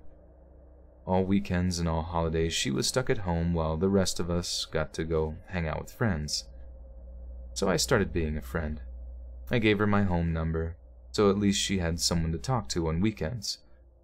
Over the next couple of years that became kind of an unequal friendship. She was a talker. If I had plans with other friends, she would moan about how she had no one else, how depressed she was, how she was going to end her own life. It was really strange, just how she always seemed to know when I had plans with other friends. If I wanted to go out with them, she'd know and call me and guilt me into dropping them to stay on the phone with her. I mean, she always knew, and I could never figure out how. Being the naive, socially inept kid I was. No. Parentheses, I'm autistic. Okay. Alright. I mean, she always knew, and I could never figure out how. Being the naive, socially inept kid that I was, I'm autistic, and social stuff is especially difficult for me. I fell for this manipulation. I'd get guilted out and cancel my plans with my real friends so I could stay on the phone with her. I didn't even like talking on the phone. My other friends and my mother did try to warn me that she was... Love, love, love, la la love, la la love, makes the world go round, yeah. Alright, all the text is blended together. I'm having a freaking meltdown on stream, man. Freaking out. Turning into a vamp. Wait, do vampires prefer to be called vamps? Like, I'm a vampy. Oh, cyber vampires. That's what we need next for a show. Or a cartoon. Or a show cartoon. Jess says drinking blood wouldn't bother me. I would choose to be a werewolf first, but if I didn't have a chance, I'd be okay with it. I'll be your first ever, vampy president. I drink all the blood. I'm drinking every blood. The best blood. The most delicious blood on the planet. Okay. Past with... Okay, my other friends and my mother. Okay. My other friends and my mother did try to warn me that... God damn it. Come on. Vamp camp.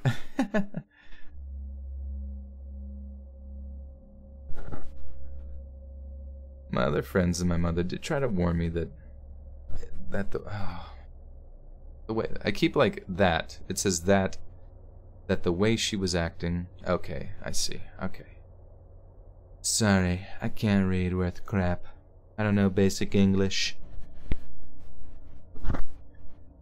My other friends and my mother did try to warn me that the way she was acting, dominating my time and manipulating me, was unhealthy and not the way a real friend acted. But I feel like if I had to defend her to them as God, dude. brain is broken.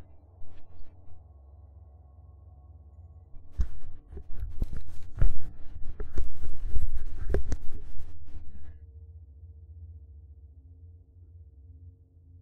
wonder if I can zoom in. Do a zoomer. Okay.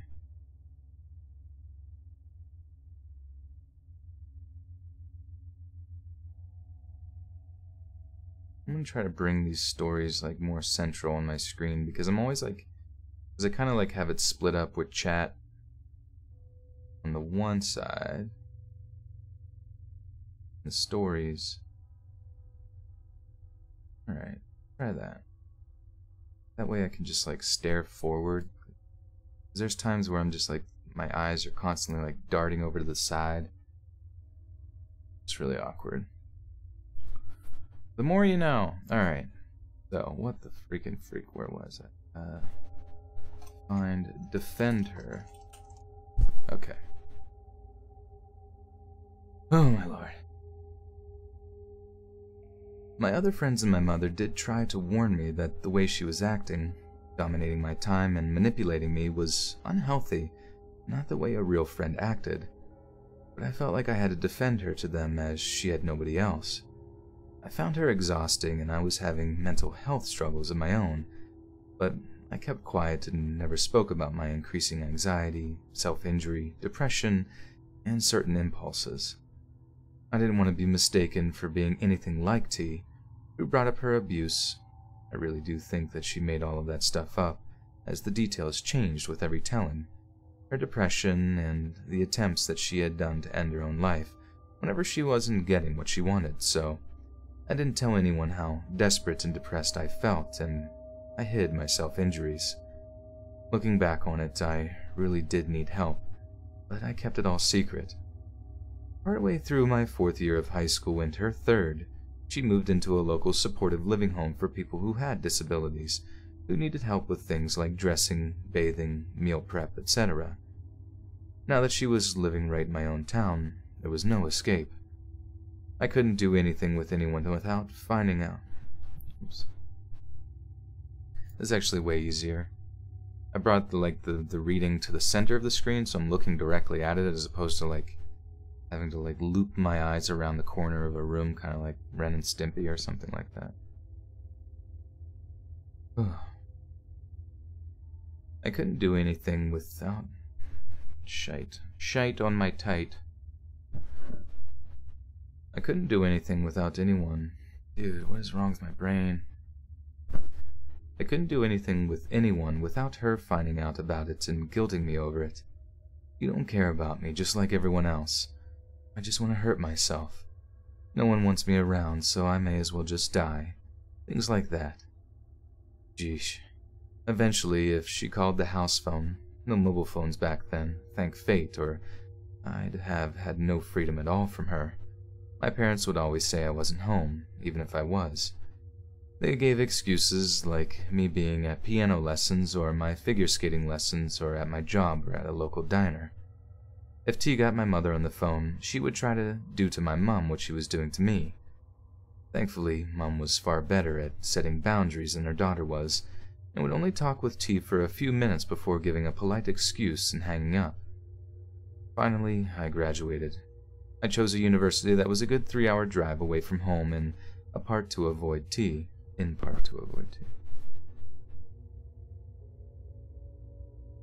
What are vampires' favorite food? Blood, budding? Budding or budding? Blood, budding?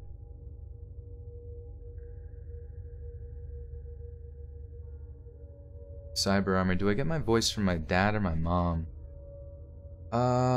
Shoot, that's a good question. Definitely not my mom. And I'm not sure.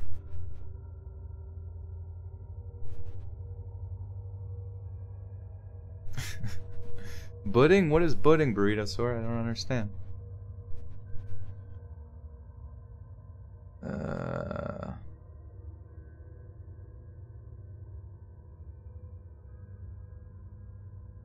Finally, I graduated.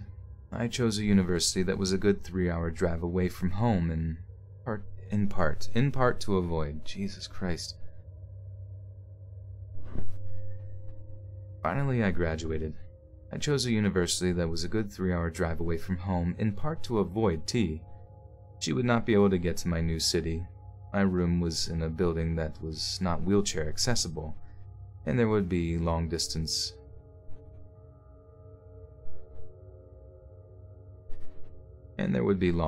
phone charges. With me away from home and inaccessible, T went after my mother's attention with an unnerving ferocity, calling multiple times every evening.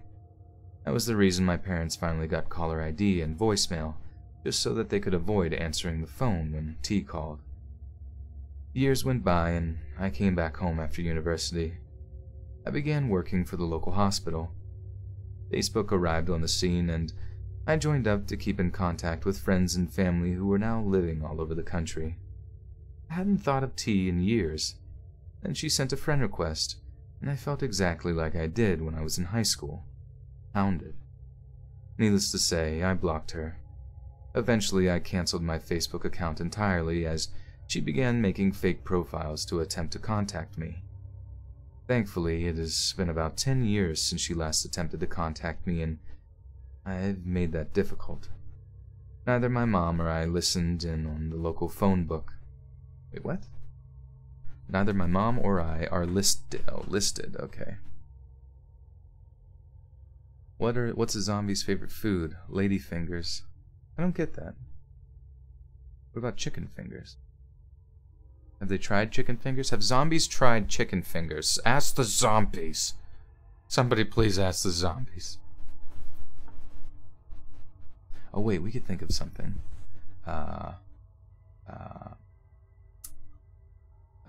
Brains, something with brains, toes, stomach, guts. Nah, I can't think of anything.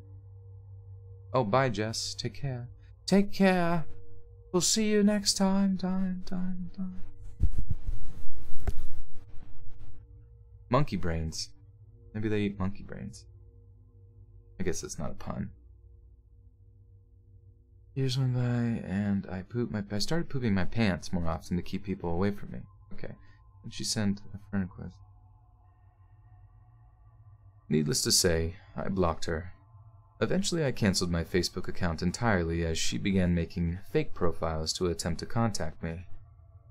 Thankfully, it's been about 10 years since she last attempted to contact me, and I have made that difficult. Neither my mother or I are listed in the local phone book. I don't use my real name anywhere online. I am very cautious about giving my mobile number to others.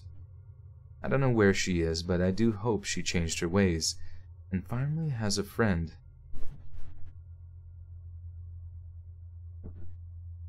I don't know where she is, but I do hope she changed her ways and finally has a friend she doesn't have to manipulate into oh, god damn, I can't. This story shouldn't have messed me up this much, because the grammar is honestly not bad, but for some reason the pacing just in the way that I'm pronouncing things is... Long story short, I suck.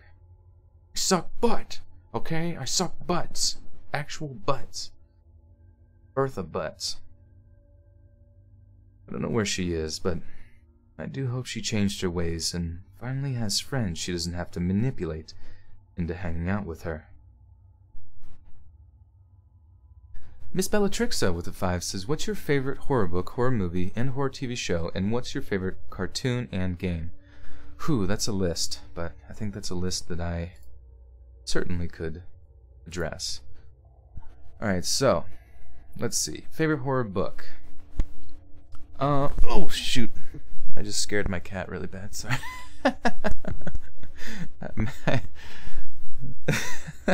Well, that was a scary book. I sat on the bed and my cat like freaked out, like, ah! Oh, he's such a baby. He's such a silly boy. Except he's jumpy about literally everything. I remember honestly, I haven't read a lot of books. I know it sounds stupid, my name's Let's Read, but I don't read that much. But I liked House of Leaves. I was getting through that a little bit. And I feel like as I read books, like I eventually just kind of fall off, because or becomes like a slow part in a book. And like with a movie, you can kind of just like stare at it and take in the slow part and eventually defeat it. But with a book, you kind of have to like trudge through it, expecting something profound to eventually happen. The House of Leaves was definitely interesting in its pacing and kind of weirdness, I guess. Horror movie. I just watched a movie the other day, actually with people from Discord, which is pretty fun. We watched The Witch with 2 V's. The Vavitch. And I remember it was a movie that Red Letter Media, who I really enjoy watching on YouTube, had suggested, and it was really good. Basically, because it was like it was similar to Hereditary in the sense that like it was pretty much ominous throughout the whole experience, and like I don't know, I just enjoy like horror movies that are ominous and make, you know, like more, maybe more artistic and more like well thought out than jump scares. I think honestly, I'm so over jump scares. I've said this a million times. I'm so done with it. Like there's no talent in jump scares. When you make a horror movie, if any of you guys are future directors of horror movies, just try and write something that's actually scary for the sake of it actually being scary, and not just like, oh, a loud clang noise associated with a spooky face is supposed to just like constitute something horrifying. It's not. The stuff that's the scariest is the stuff that sticks with you way later and is very ominous and gets in your brain hole, if you know what I'm saying. Horror TV show.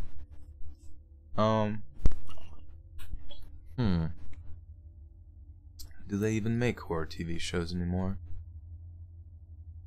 I don't think. What are your guys' favorite horror TV shows? That's a good question. Favorite cartoon, I always really liked. I mean, Dragon Ball was fun. I loved Batman the Animated Series. I felt like that to me was like a perfect show for kids, because it was like engaging for the adults and what was occurring, but it was also like great for children, because it wasn't too like violent or sexual or anything like that, but it still implied those sort of things. So it was like kids were faced with certain narratives and concepts early on. Favorite game, I used to play Rainbow Six Vegas 2 a lot and just play the terrorist hunt mode forever. I used to love Battlefield Bad Company 2 around that same time. Go back and forth.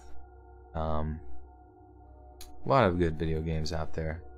I love playing Fez. If you're into puzzle games, Fez was fantastic. It was just very relaxing. Haunting on Hill House. Oh yes, that's relatively new.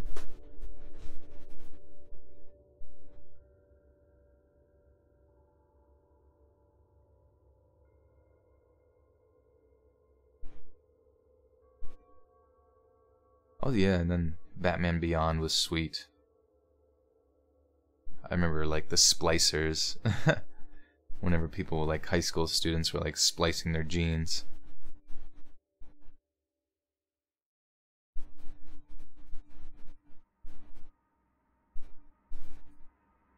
I haven't, I haven't played much of Rainbow Six Siege, the new one.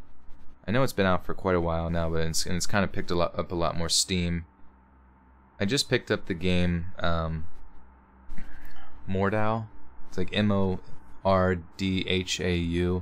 and basically it's kind of like Battlefield, where you're attempting to take points, capture points. It's like sort of a tug of war back and forth.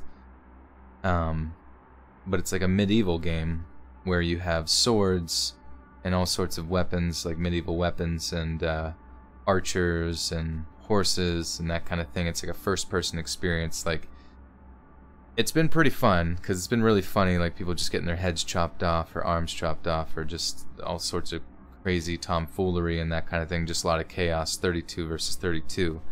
And it's cool because I was actually DMing the devs on Twitter, and they were actually responding, which was pretty amazing to see happen. It was like, wow, they take very seriously the communication with the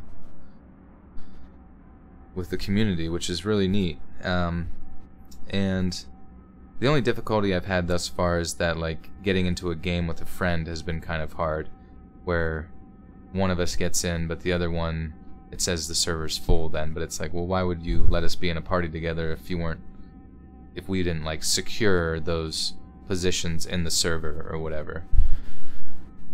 And then also the combat is very confusing, because it's like you kind of just naturally want to go in and like flail your weapon, but there's a lot of nuance to it that like the tutorial attempts to teach you, but like I kind of like dart through it really fast, and like when you're in the midst of the fight, you're not thinking about like the position of your sword, you're just kind of thinking about like, throw it at people and hope I kill somebody, and most of the time that actually works, but I can tell that there's a lot more strategy to it than meets the eye that will take I feel like a lot of time to figure out.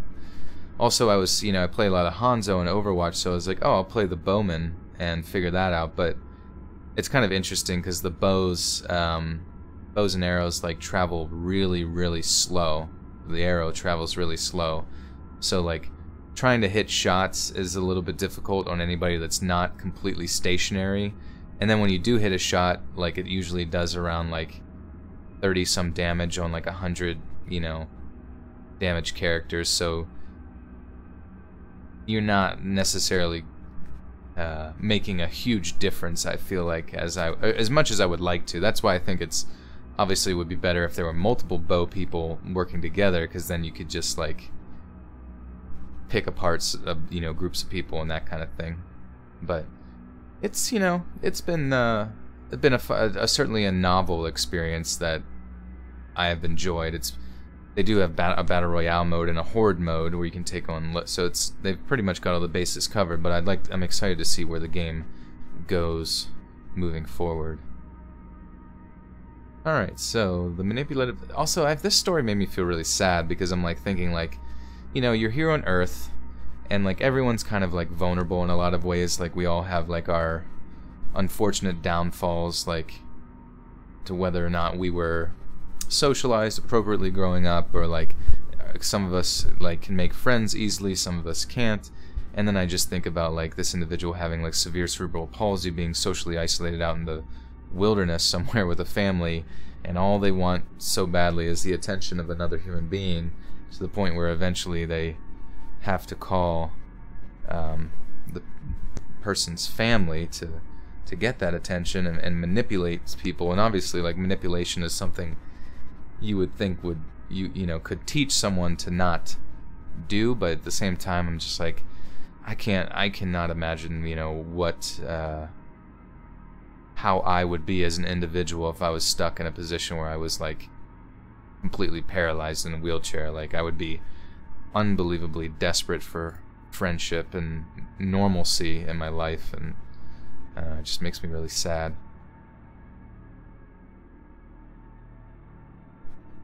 Whenever I was doing like nursing too, like it was always like the people with certain mental and physical disabilities that tended to like tug at my heartstrings the most, I would say, just because there was like a certain sensation when you looked at them where you're just like, dang, like what can you even do? Like you can help that person or whatever as an individual, but it sucked to know that like there's no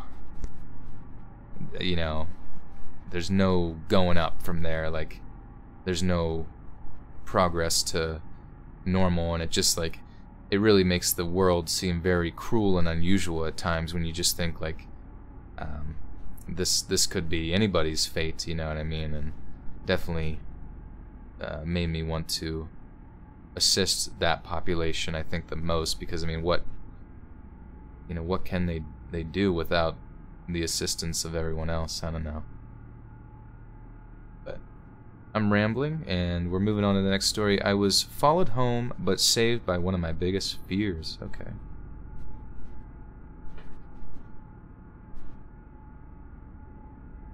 Michelle B, I'm glad. Yeah, absolutely.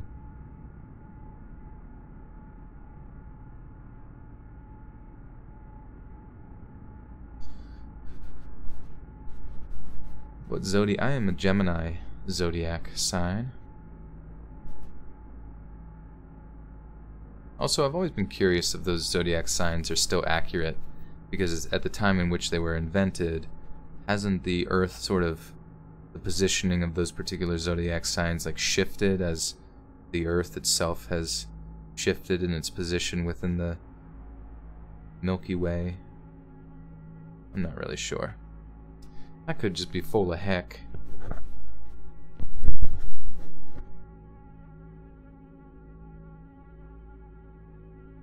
Ever since I was 14 years old, I've been scared of lightning. It started when I was out in a soccer field during a thunderstorm and lightning struck the fence, just over 100 feet away from me. The sound was deafening, and I can still remember the awful sensation of the sound vibrating through my whole body. But this wouldn't be my only incident involving a lightning strike that I came too close to. The next time it wouldn't only scare me, it would also be my salvation. When I turned 20, I moved out of my parents, who live in the capital of my country, to a small community in the south, and I have no intention of moving back.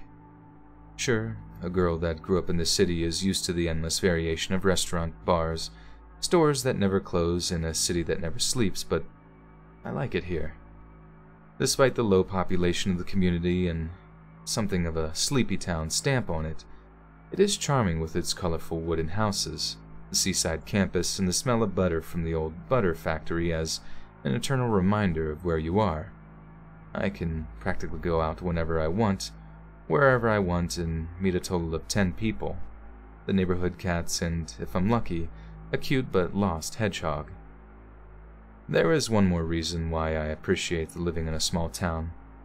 It is how incredibly safe I feel here. In the city, you can barely be outside alone as a woman after 10 p.m. without feeling such discomfort that you feel compelled to check behind you once or twice every minute. All such discomfort, however, doesn't only happen after said time, or... Miss Bellatrixa with another 5 says, my youngest son and I have this rare mutant gene that never been found in anyone else. My mom calls her her little alien baby. Okay, interesting. I wonder, yeah, what particular gene is that? Is it just something that shows up as a genetic marker, or is it like something that actually like has an effect, you would say?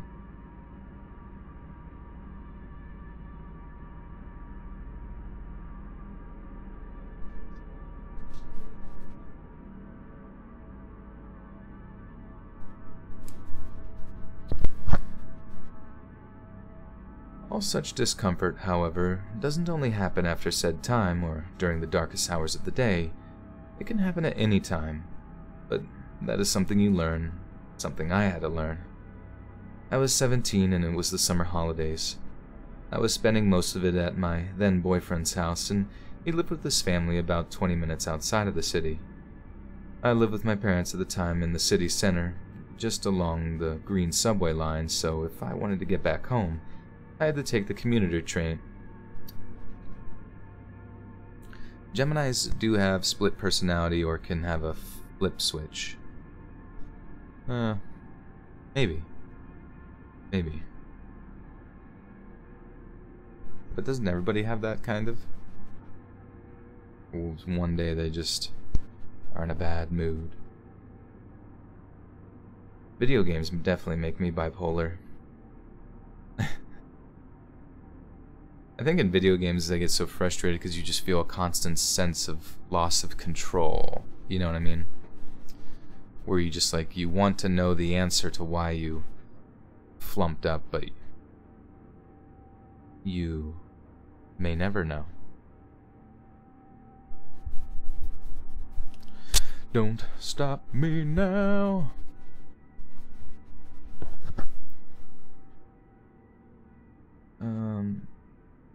Spending most of that.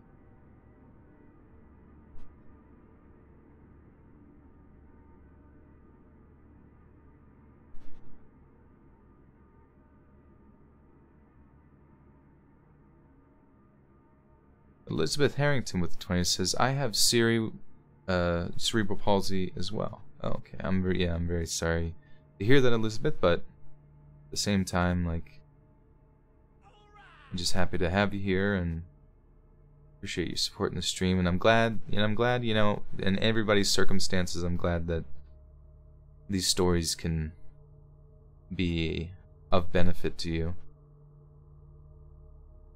And just to see that, you know, depending on any variation of people's walks of life, we all can kind of find a common ground in some community or aspect of community. And that's why, I always encourage people to join the Discord, because everybody's looking for more internet friends, and if you're looking for a nice positive environment where everybody's kind of hanging out and jumping in voice chat and chatting with each other and just kind of showing support with different stuff, definitely feel free to check it out.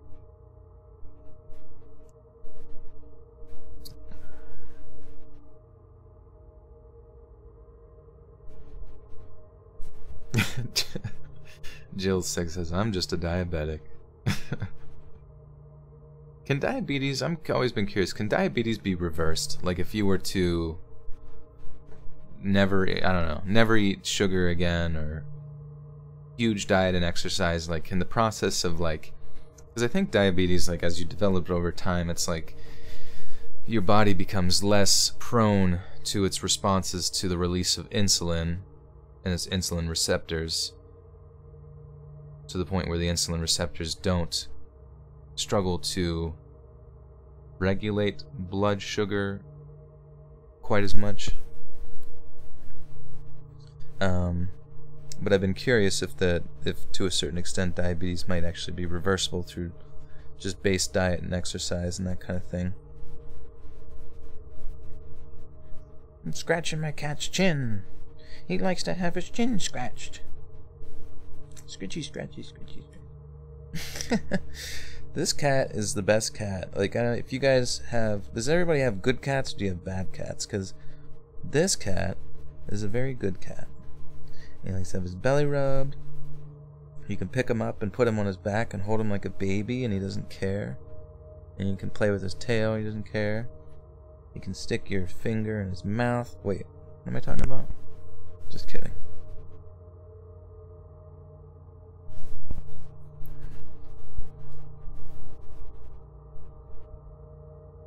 Where are all the Aries? What do Aries do? Are they warrior princesses?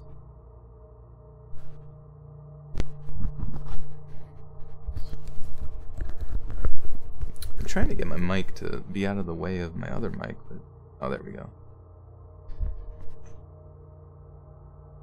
I lived with my parents at the time in the city center, just along the green subway lines, so if I wanted to get back home, I had to take the commuter train. Dude, why can't I say that word? Commuter.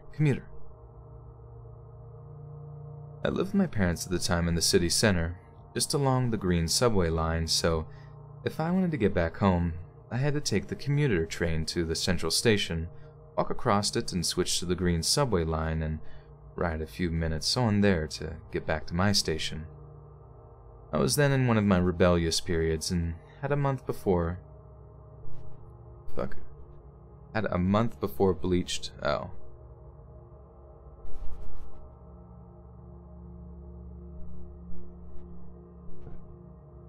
I was then in one of my rebellious periods and had a month before bleached my hair.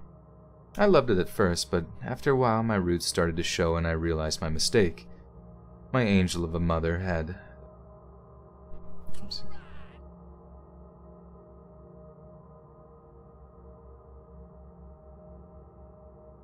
Elizabeth, thank you so much. With the 25 bucks says, I wanted to give you a little gift from me to you. You are special. Thank you, Elizabeth. I really appreciate that. Oh, I'm thankful to have you guys as a community and just... Yeah. It's honestly been such a blessing to have all you guys just be so supportive and just have a place that I can go to creatively and expressively, you know, whether it's here or the Discord and stuff, and feel supported by you guys, and even in all my various flaws and that kind of thing. It's just nice. Just a nice change, you know, because a lot of the world sometimes, like, you know, not everybody has time for everyone.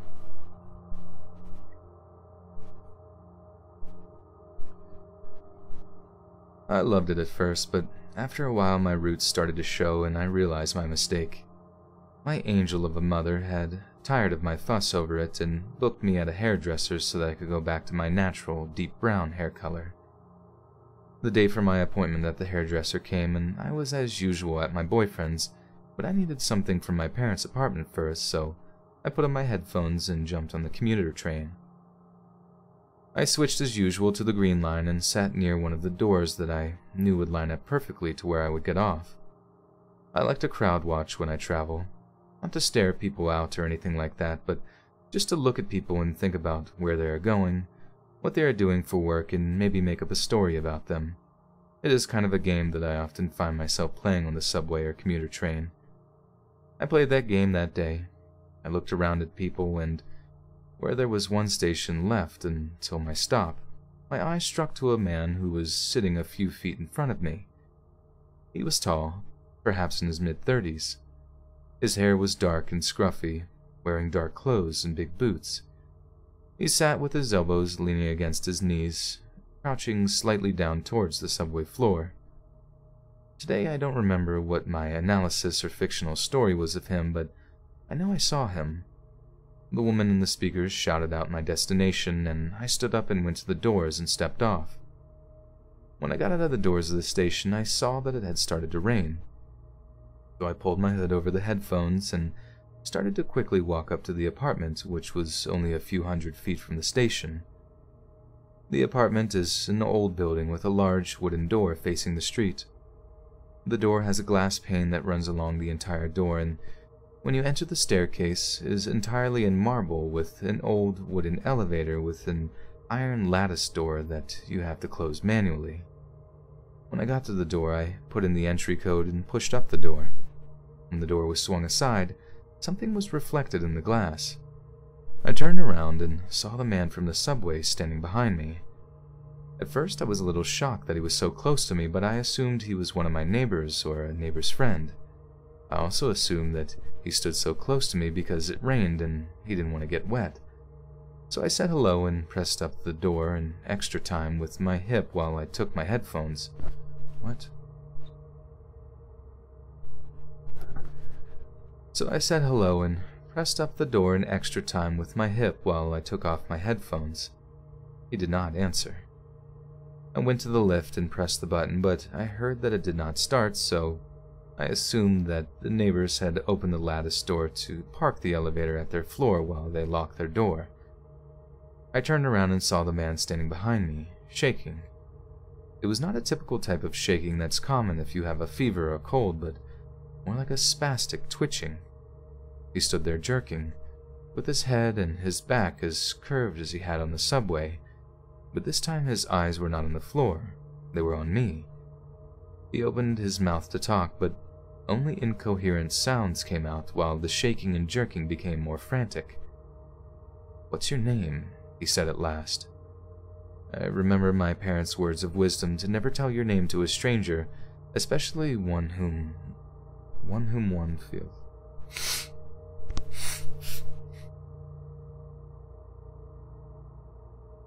I remember my parents' words of wisdom to never tell your name to a stranger, especially one whom one feels threatened by. I wanted to tell him to go, but I felt like I was frozen and provoking him might make the situation worse. I replied with a false name. He then asked, "Do you live here?" I lied and answered that I don't and that I'm just here to see a friend. I remember thinking I was smart. Now he didn't know my name or where I lived, I thought, but it was now he started moving closer to me. I started backing. He must have seen the fear in my eyes, but he continued, scuffing towards me. I heard the elevator engine start ticking and that it was on its way down. He told me he had been following me on the train, and then he saw me there, and That he just had to... Wait, what?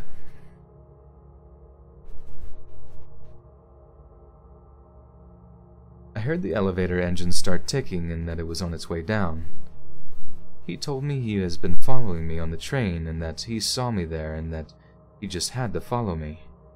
It was now that he lifted his head from his previous position, showing how tall he really was, and the shaking stopped. He spoke again. "You're the most beautiful thing I've ever seen." If I thought I was frozen before, that was an understatement. I was now pressed against the elevator door, and he was so close that I could feel his scent. Some may think that these words still have to be somewhat flattering, but the way he said it, it sounded like a death sentence, like something real bad. Bad for me.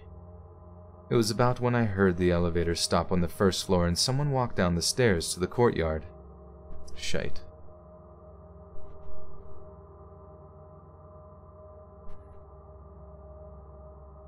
It was about when I heard the elevator stop on the first floor and someone walked down the stairs to the courtyard door. That door is located on a small platform between the ground floor and the first floor stairs. You also know you can recognize and distinguish your parents. What? I feel like this girl's like half talking in Old English, half talk. I don't know why, it just confuses me. You also know how you can recognize and distinguish your parents' step from others. I did with these. What? I did with this. With these step. Sorry. Okay. You also, it's like a question. You also know how you can recognize and distinguish your parents' step from others. I did this with these steps that came down the stairs, and I heard they were my father. Okay. Jesus Christ. I did with this. Oh my God. I did with this, with these steps that came down the stairs, and heard that they were my father's. I quickly thought that I would scream for him, but then I realized that the man would know that I first lied, and then he might get angry and do something to my old father. That was when my father opened the door to the courtyard and the lightning struck the yard. The sound waves of the cracking lightning pressed itself through the open door and made the whole marble stairwell scream. I screamed. The man screamed.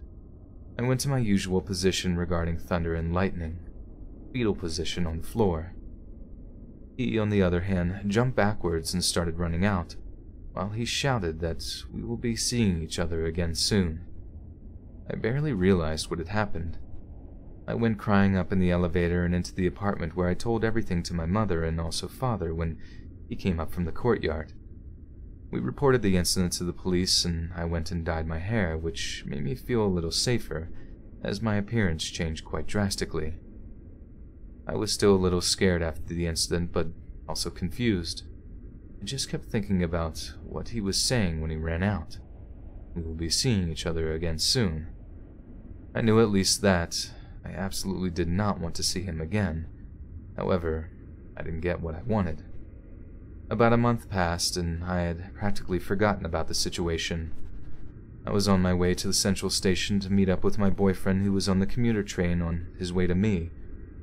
I stood and waited for him in the hallway between the commuter train and the subway. In that particular hallway, a lot of people are walking, either to the trains or from the trains. Very few people are standing still in it. As I said, I stood there, looked down the hallway from time to time to try to see if my boyfriend had come yet, when I see someone else standing still. There was someone standing on the other side of the crowd, and although everyone goes in different directions and creates a kind of blurred effect on him, I see who it is. I freeze just like before. He stares. He stares me. What the hell? He stares at me. Not like our first meeting, but as if he's trying to make up if I am who he thinks I am, behind the dark hair. Then my boyfriend comes from the crowd and hugs me, and I have to look away from the man a few seconds to hug him back. I lean my head against his shoulder and look over to see if the man was still there, but then he was gone. I've never seen him since. But the real question is he seen me.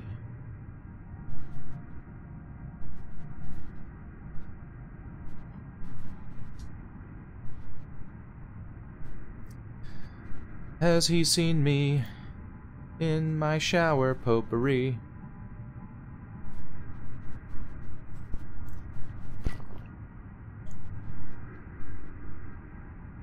Chelsea, why are you pissied?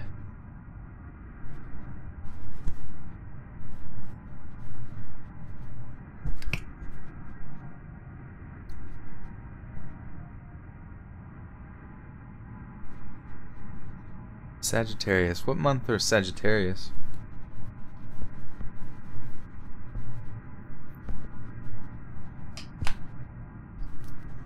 I just never understood the zodiac signs. Like, I just don't know why. Like, they had, like, is it some sort of spiritual implication? Like, you're just born under a sign. Is that like, so, like, where's that based in? Is that like an old Babylonian spiritualism? Just old pagan stuff?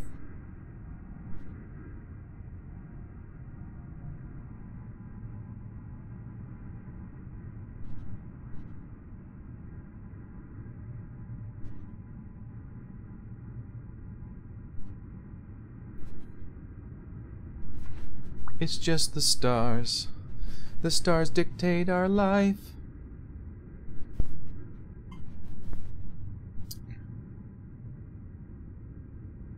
Listen, Art.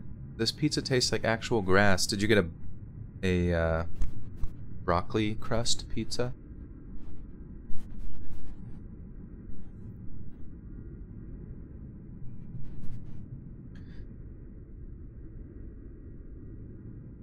Now, Spartan, you gotta let somebody else pick an outro. You already got your turn there, buddy boy.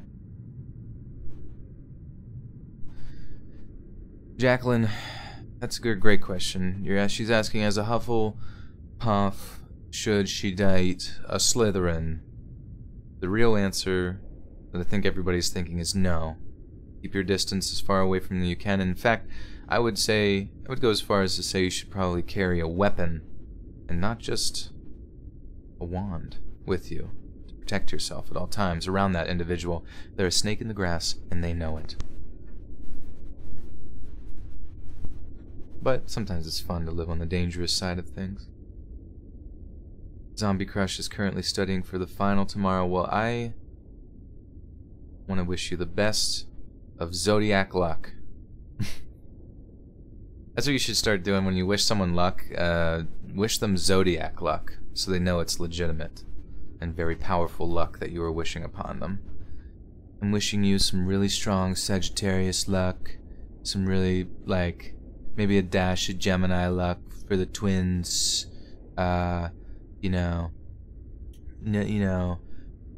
Aries for the sexuality. While you're in the middle of the test, something sexual, something delightful.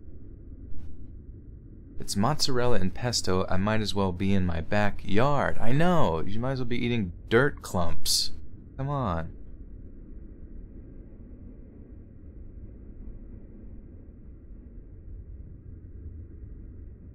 I wish you the stars. I wish you the best stars. Elizabeth, yeah, if you go into, I don't know if you can see it from where you're at as far as like whether it's on mobile or desktop, but if you minimize the screen on either one, you should be able to scroll down, and the Discord invite is located. Discord invite is located in the description along with everything else. And maybe if a mod is here, I don't know if any mods are here right now, but maybe they can link an invite to the Discord.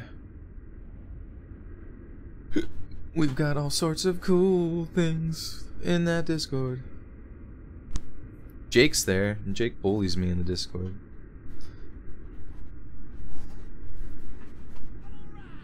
Miss Bellatrixo, what's your go-to party trick? I can put my legs behind my head and make funny sounds. Actually, that's really coincidental, because that's mine too. The funny sounds come from out of my nether region, so... But those are parties that only I should know about and nobody else is invited, okay? But thank you, Bellatrix, for the 5. Bertha Albor with the 3 Bonaroos says, working on my final project, this gives me energy. Guys, we're sending strong zodiac energy in the direction of Bertha. We're breathing it on her. We're pushing the energy right on her. We're covering her in energy. Everybody just come on. Guys, send the zodiac. Send the zodiac. Breathe the zodiac. Ooh. Ooh. That's a zodiac breath. You gotta take a deep breath in and breathe out the zodiac on other people. In fact, when you wish them good luck, you gotta breathe on them a little bit. You gotta make sure they smell you. They can smell the luck that you're emanating to them, that you wish upon them.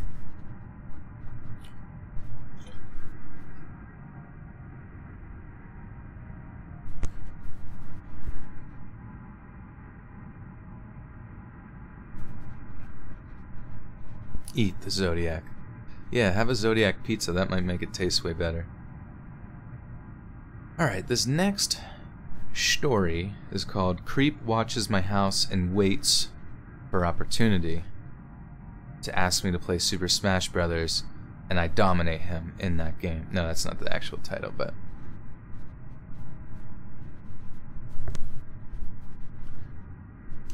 Was that me breathing zodiac luck upon you, an unintentional ASMR?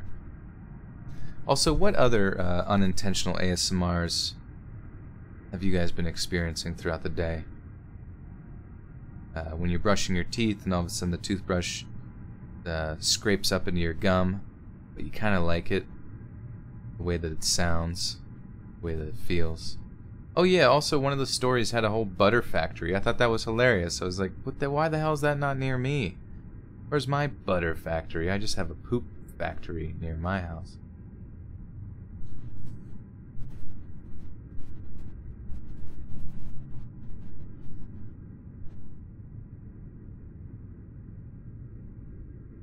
This happened to me a couple of years ago.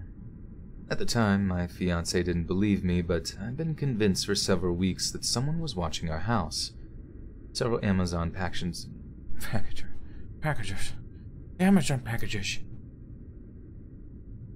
Whoa, someone in a super cool car just passed by my house. I knew it was cool because it was loud. Several Amazon packages stolen. Cigarette butts by the front door when neither of us smoke. Doormat has been moved. We had just moved to the area recently, and I was really uneasy about all of this. My fiancé teased me for watching too many murder mysteries and crime shows, and I eventually dropped the subject. One night, we're in bed together, nearly asleep. Our cat starts being really loud, so my fiancé gets up to feed her, and realizes we forgot to get cat food while we were out earlier. We both feel guilty about going to sleep knowing she's hungry, so he tells me not to worry. He'll run over to the little 24-hour convenience store that's maybe 5 minutes down the street. He gets dressed to leave, and I roll over to go back to sleep. I'm laying on my side in bed, facing our window, and as he leaves, I can see his shadow on the blinds as he walks down the sidewalk. Didn't know it yet, but he forgot to lock the door. Maybe a minute or two after he leaves, I see his shadow pass by the bedroom window again, and hear footsteps coming back up the sidewalk. I figured since he was tired,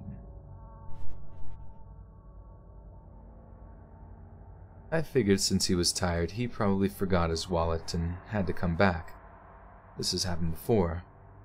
I chuckled to myself at how forgetful he is, and front door opens. My cat jumps off the bed to go and greet him.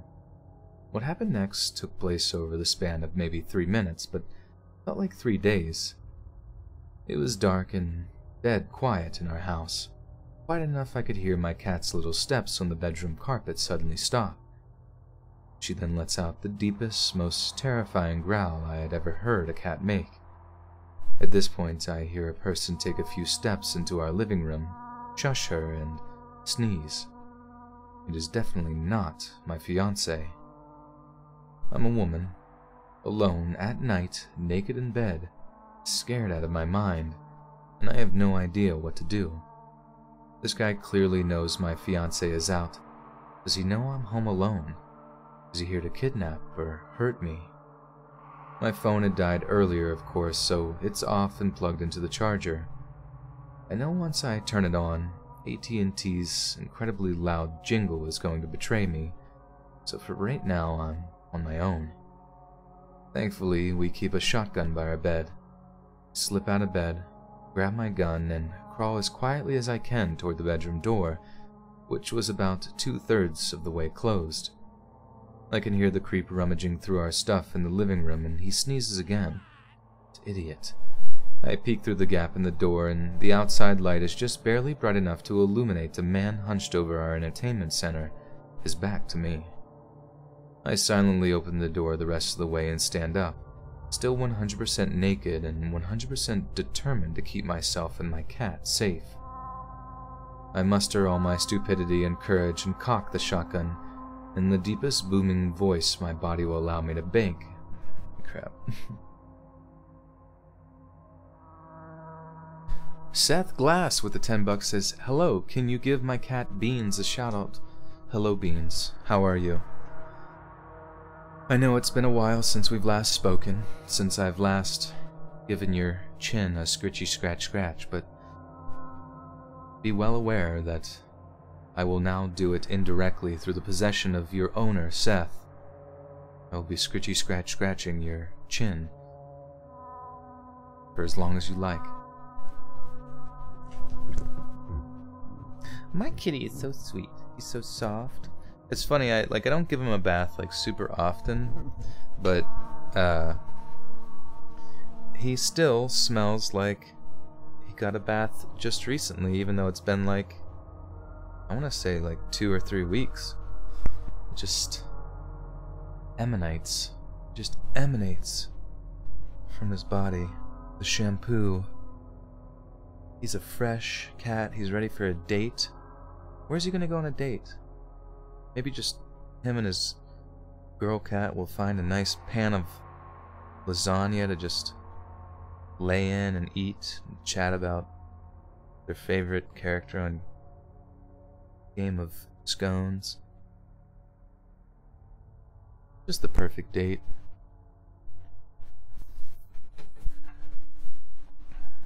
Danny, see you later. Hey, Fancy Dry. Hi, Fancy. Welcome. How are you doing, little lady?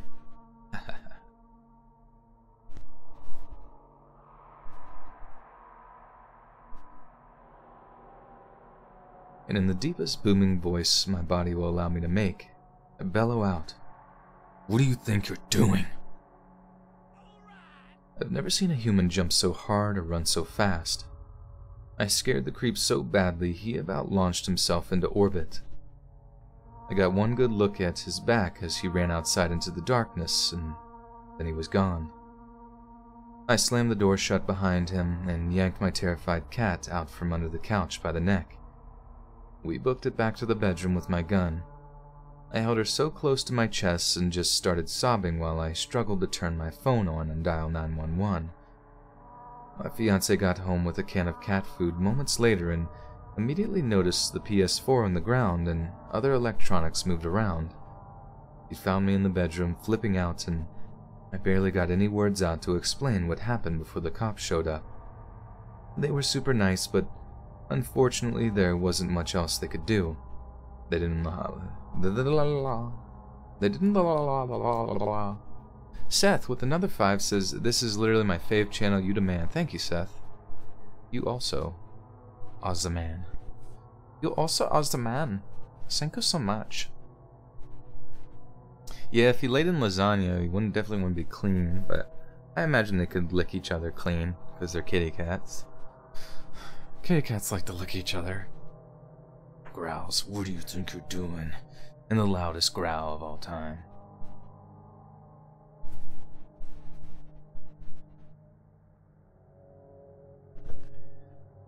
They didn't have a lot to go on, as I hadn't seen the man's face at all and couldn't really give them a solid description. Fortunately, none of our stuff actually ended up being taken, and more importantly, my cat and I were both okay. However, we were positive the creep lived in our area, as a few weeks later, someone we knew up the street was robbed in the exact same way. He left his door unlocked for a moment to run to the store, came back and all of his electronics had been stolen. I'm not sure if they ever caught the creeper. We got out of that neighborhood pretty quick. Just remember, lock your doors, people. Lock your doors, hide your kids, hide your wife. 'Cause they robbing everybody out here. That would suck to get your freaking Amazon packages stolen. Like, screw you, dude. Oh, dude. Well, I don't know. I don't know how much of a dude thing, exclamation dude, it would be, but like, they should make some sort of thing for houses who receive packages pretty frequently, where it's like a lockbox, where the mailman can kind of pull back on, you know, obviously I guess it would be kind of limited on the size of the package could be, but like for larger packages or just packages in general, you pull it open and then the guy, you know, puts the package in there, and the only way to get it open is that the homeowner has to like go onto the other side of this sort of lockbox, this larger mailbox, and then unlock it with a key. And that would essentially keep anybody from stealing your Amazon packages off your gosh dang door. Does that already exist? I don't know. It would be kind of extra or kind of ridiculous, but I mean, hey, maybe some people in like areas of like the city or various places where there's a lot of crime or something, and you know, they don't trust their neighbors or whatever, they could totally do that.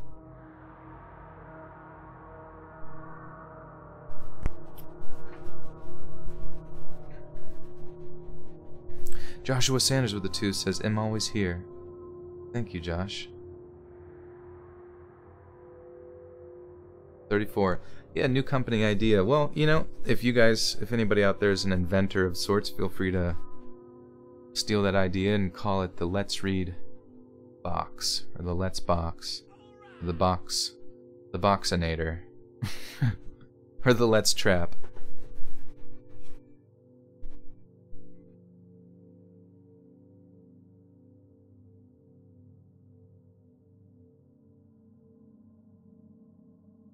Oh boy.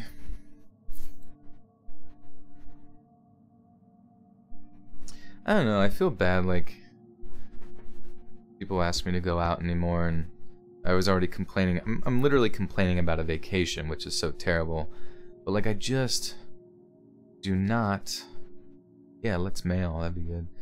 I just do not like drinking. Like, I really don't like it anymore. It makes me feel terrible. And it makes me want to die inside every time it goes in my body. And, I mean, I guess I don't have to. I have, you know, you only really have your choices in life. It's your only kind of freedom. And, it's so hard. Like, why couldn't, like, sometimes I think about, like, the development of society and kind of how, like, what was it, like the 1920s, it was the Prohibition. And then eventually, alcohol became legal. I don't really know how that whole historically underwent, but probably somewhere during that period of time, marijuana became illegal. But I just think to myself, like, imagine, like, society and how it would be right now. You know, like, my whole town that I live in is like a bar town. Bars everywhere. Just bars. Drink. Throw up. Bad decisions, drop out of college, whatever. And it's sad. It's a sad kind of place. And you know, a lot of people get into fights, a lot of people argue, and relationships are ruined, and yada yada yada, and alcohol is just always such a terrible catalyst for a terrible life. And then, oh, by the way, it's addictive. But I was just thinking, like, they're starting to sort of, you know, marijuana and its legalization throughout the United States is starting to become normalized. you know, in places like Colorado, California. I think Vermont? Is Vermont? No, yeah. But anyways, that's starting to kind of make its move and present to the state that it's more profitable to be legal than it is illegal, with the whole, like, I don't know, throwing everybody in jail for it or whatever kind of thing. But, like, I'm just curious, like, what society is going to be like as it becomes, that becomes, like, the normalized product. Or the party, you know, there's always the party product. Everyone, you know, forever, it's like, hey, we're watching the Super Bowl and we're drinking Bush. It's like, oh, cool. Can't wait to strengthen my alcoholism or whatever, you know. Or, you know, drink, or people even say, like, drink one beer, but no, it tastes like pee-pee. But I'm just curious, like, families that, you know, because every, like, Friday, like, my family would pick me up from daycare or some bullshit, and just, like, on our way home, we get, like, they get, like, a 30-pack of Bush Light or some bullshit, you know, and I've always been kind of, like, curious, like, what family units and stuff like that will be like whenever, rather than going and getting a 30-pack of Bush Light, people were stopping and picking up, like, you know, a bunch of pre-rolls or something like that, or just smoking that dank, and, you know, rather than having, like, not that I had anything bad that stemmed from alcohol or anything like that, but just families in general, like ones that have alcoholic fathers and mothers and yada yada yada. What's going to happen whenever you just, instead of that, you just have parents that are, maybe they eat a little bit and take naps, you know, like, that sounds way, way, way better than, to me, than the former.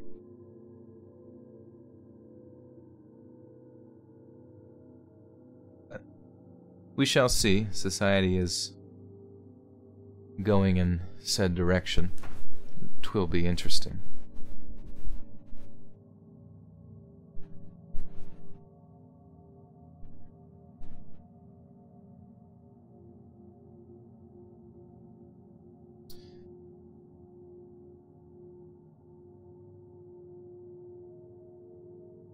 Naps and snacks all day.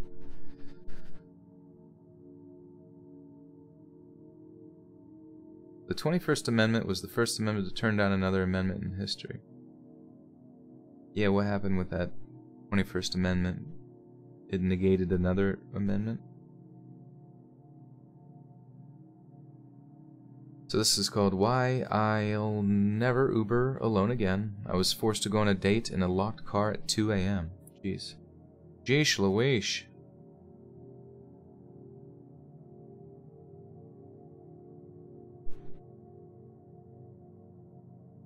I always tell this as a cautionary tale that has actually happened to me, especially in light of all the terrifying, heartbreaking news stories of girls who get into Ubers and are never seen again. This happened when I was in college.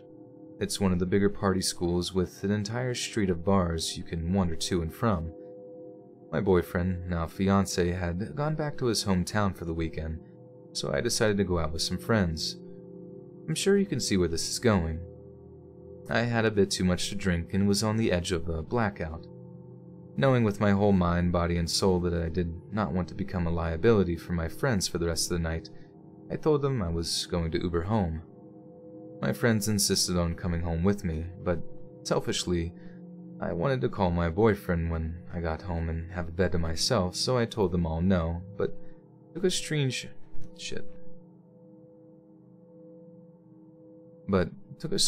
of my driver's name and info on the app and sent it to them. God damn it.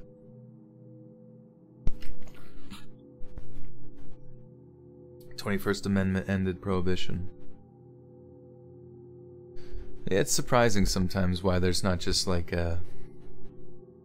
why it's had to be like pumped out over the states as far as like the legalization. I don't know, just the idea is so baffling to me. I mean, why go to, you know, like, think about all the, I mean, the whole entire show of Narcos and all the violence and terrible things that have come from drug dealing and that kind of thing all exist because that substance is illegal, you know what I mean? And if it wasn't, or was more prevalent, I mean, I'm not saying it's a good, any of those substances are good, but you can imagine, like, probably quite a few lives would be saved if the usage of substances was, you know, not illegal, or the selling of it or whatever, you know, it would, well, I'm sure people would die from the availability of it, but I mean, at the end of the day, we still have the ability to choose whether or not we want to actually ingest something into our body. It's not like it's forced upon us.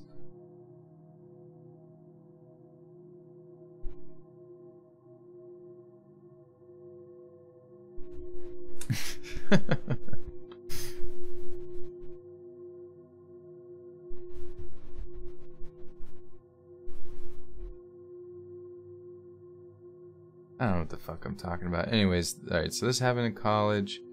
I'm sure you can see where this is going. Joshua Sanders with a 2 says, you should do a blooper reel so we can unlaugh. Yeah, pretty much the whole stream is just one big blooper reel. It's kind of difficult, like, when I'm editing, it's kind of just like a streamline, like, you know, and then I'm cutting things, and so, like, the process of, like, actually saving the parts where I say swear words or poopy-doopy, it's just kind of like such a headache that I don't even bother with it. But that's why I say funny things at the end. You guys will have to think of what I have to say on the outro. So the time I was in college, it's one of the bigger party schools. My friends insisted I come. Like I said earlier, it's a big party school, lots of bars, so the entire strip is. So I'm searching. A man rolled. I don't even know. My friends insisted on coming home with me, but selfishly I wanted to call my boyfriend when I got home and have a bed to myself so I could tell them all no, but took a screenshot of my driver's name and info on the app and sent it to them. When it got close, I hugged them all and walked out the door. Like I said earlier, it's a big party school with a lot of bars in one area, so the entire strip is lined with Ubers from about 11 p.m. to 3. It was also bar closed, so there were a ton, and look, I was hammered. I don't even know what a Toyota Yaris looks like at the best of times, so as I'm searching, a man rolled down his window and asked if I was waiting for an Uber. I said yes. He told me he wasn't my Uber, but if I canceled my ride and accepted his, then he would take me home. I was already thinking of the leftovers I had in my fridge at this point, so I agreed, canceled my Uber, and linked my account up with his. He was super nice, and he was an Uber. I've heard stories of fake Uber drivers, so I did make sure he was legit. He called me beautiful a few times right off the bat, but hey, I was a college in girl. He called me beautiful a few times right off the bat, but hey, I was a girl in college. I get that a lot. I remember we talked about our favorite books. I told him I was an English major, and he was super interested in listening to me talk about tutoring ESL students in my free time on campus. He was an immigrant who had to learn to speak English, so we lamented about how awful it is to learn such an intricate language, but how rewarding the successes were in the end. When he missed the turn-in from my apartment complex, I figured it must have been because he was distracted by our conversation. I politely pointed out that he missed the turn-in, and he said that he turned back around. Rather than making a U-turn, though, he took the longest way to get back to my apartment. I was still in familiar territories, so I at least knew that he was going in the right direction, but I was starting to get nervous. It was around 2:30 at this time, and it was super dark, and no one was awake, let alone outside. When he missed the turn-in again, I asked if I could just get out and make it back on my own. He seemed kind of offended, like he was surprised that I wasn't as engrossed in our conversation as he was. I kind of jokingly told him that I was a broke college student and he was racking up my bill during a surge. That seemed to straighten things out a bit. He was all, "Oh, I completely understand," and turned back toward my complex. I was honestly so freaked out and drunk at this point that as soon as he pulled into my complex, I was like, "Okay, right here is fine, thank you," and pulled on the door handle when he came to a stop. It didn't open.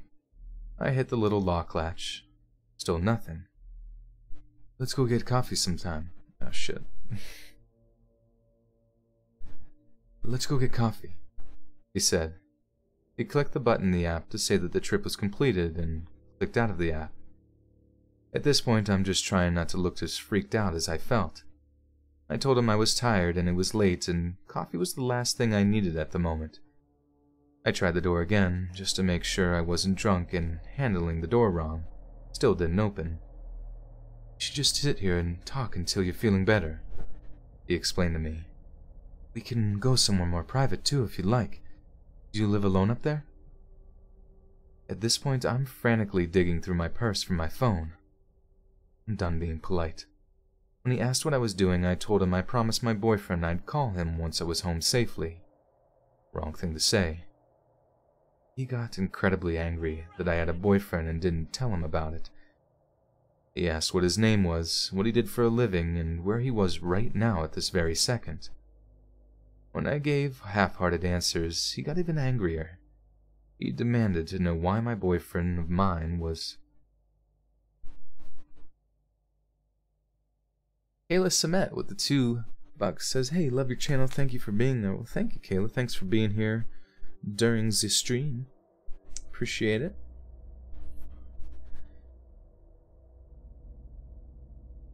He demanded to know why a boyfriend of mine would be stupid enough to leave his girl alone with another man. Him. He repeated it twice. At this point, I'm trying not to cry. When I figured my phone must have fallen under the seat, I started digging around down there. He demanded to know what I was doing. I gave my best impression of a genuine laugh and said I dropped my phone. He told me to stop digging around in his things immediately. I stopped. Mind you, I'm still drunk as a skunk at this point. I was just trying to keep my stuff together and not vomit or pass out. I tried the door a third time. Still nothing. He asked if I wanted to get coffee again. Even kind of begged a little. I told him no, I just needed sleep. He asked if I lived alone again. I lied and told him I had a roommate. He asked if it was my boyfriend, and I said no. He kind of got angry again and then straight up asked if I'd made my boyfriend up.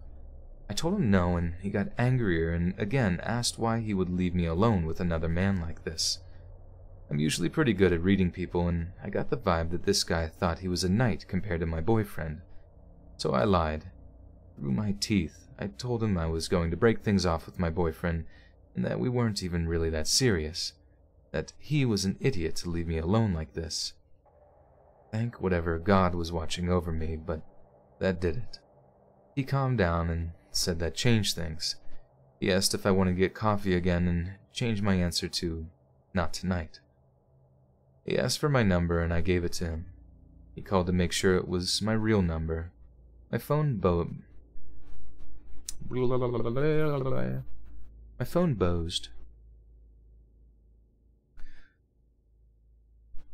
My phone buzzed from between my seat and the door, and I finished it. Wait, what?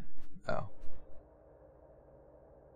My phone buzzed from between my seat and the door, and I fished it out. He grabbed my phone from me and demanded I show him my boyfriend's contact info. When I did, he deleted it and gave me a big smile. "Feels good, doesn't it?" I told him yes. He put his number in my phone and gave it back. I told him good night in hopes that he would release me, and he told me he'd like to talk for just a little longer. I had to stay locked in that car with him until 4:30 in the morning. I don't even remember what we talked about. He asked if he could hold my hand at one point, to which I said I needed to break up with my boyfriend before I did anything with another man. He liked that answer, thankfully. When he thought... Shit, alright, dude, this guy's fucking psycho, like...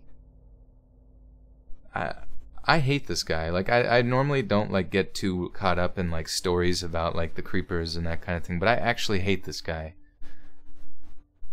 He might even... I don't even know if he's real. But presumably this guy is real, whoever he is, and he deserves to be hurted with a big, tight, bear hug that robs him of a breath or two. Single blind female with the 10. You have the hottest voice on YouTube. Seriously, mates. Thank you. Single blind for the 10. Thank you. I appreciate that.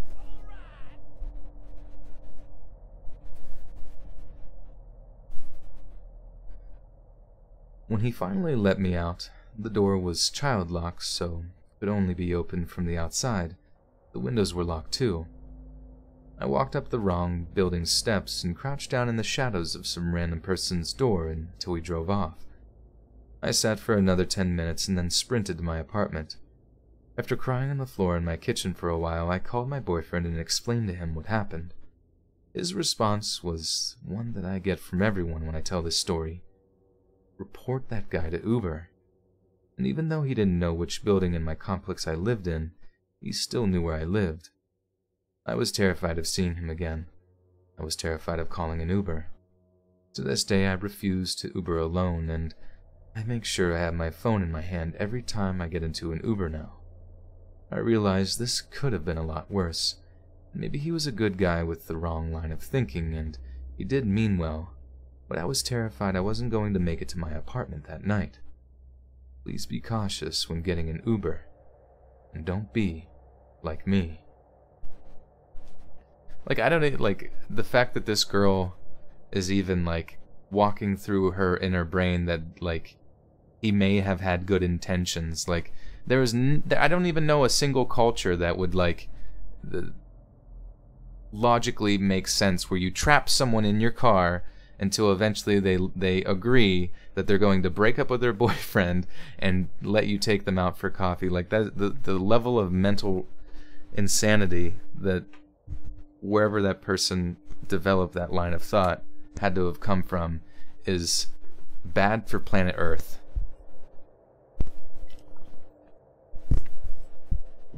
I don't know why that story upset me, but that would just be the most frustratingly unbelievable thing to experience.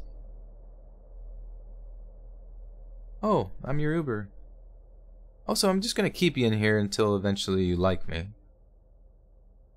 Hopefully Stockholm Syndrome kicks in about an hour or two. I'm not sure, though.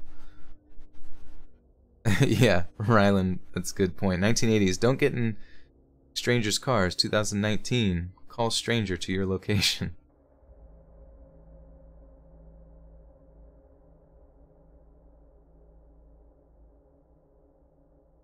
Maybe she did. Maybe this was a super hot Uber who trapped her in, and the whole time she was thinking, you know, he's trying to ruin my current relationship and keep me in here until eventually he captures me, but he is kind of cute.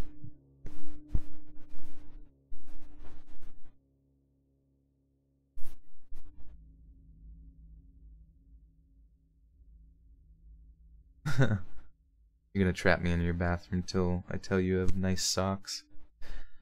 I would do it. You know, I'm sure they're nice. I'm sure they better be filled with butter. Honestly, sometimes it just doesn't pay. It just doesn't pay to be nice. And I guess in that scenario, it doesn't pay to be alone either. That's why a lot of people, pepper spray is good to have. Some form of self-defense. If it's legal in your area, like a concealed carry. Like that. These are just basic things. Like, people act like it's, you know, oh, it's like the Wild West. No, it's survival.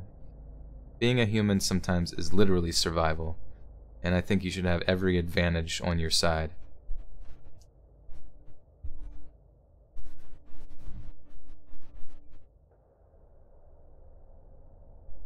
I spent all night reading through these yesterday. Some of these stories are truly bizarre. It inspired me to write about an incident that normally I hate to even talk about because it is honestly one of the most disturbing things that I had ever experienced. This all started in January of 2019, so relatively recent. For some background context, I am a young gay man living in a very populated city, so weird things are bound to happen, especially when using the gay dating app Grindr. I'm sure you've all heard of it. When this started, I was living in a biggish city in northern Florida, but had plans to move the next week. My two friends had come down to celebrate my moving away and also one of their birthdays. We hung out in my city for a day and then drove to Miami together. It was a lot of fun for the most part, but this story begins on the last day of my vacationing there. We were at a brunch.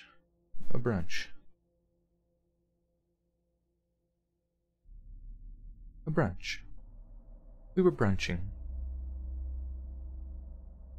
We were at a brunch place preparing to say goodbye to the city and drive back home so I could pack my things and relocate to where I live now, and I received a notification from Grindr saying that I had received a new message.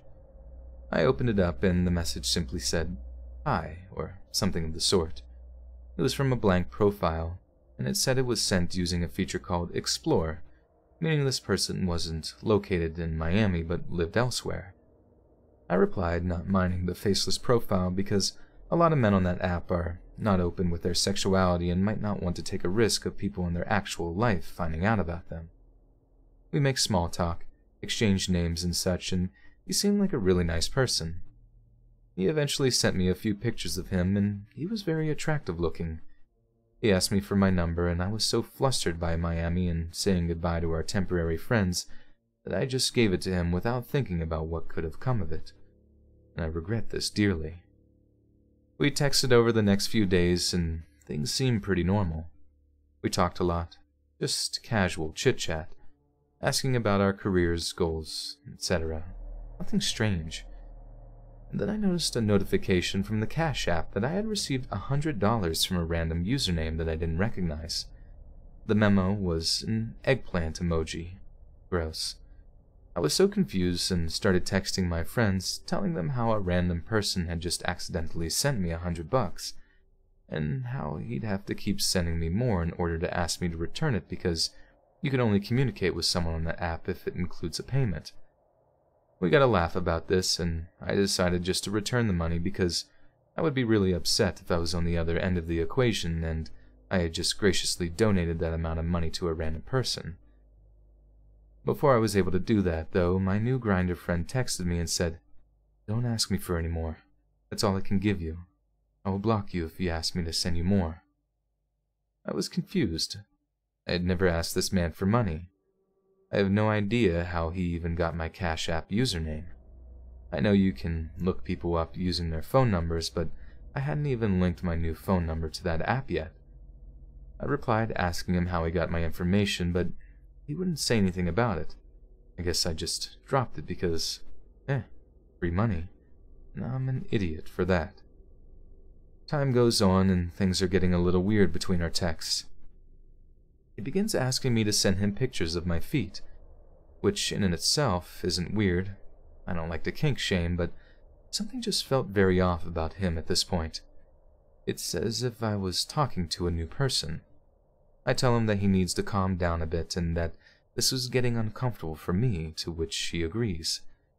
Time goes by and eventually he insinuates that I should move back to Florida, to the city where he was located so that he could take care of me. I firmly decline, which he says, "Well, then I will come to you." At this point, my alarm bells are going off and I'm thinking, I've got to put an end to this. I don't reply right away and he tells me he's always wanted to come to... well...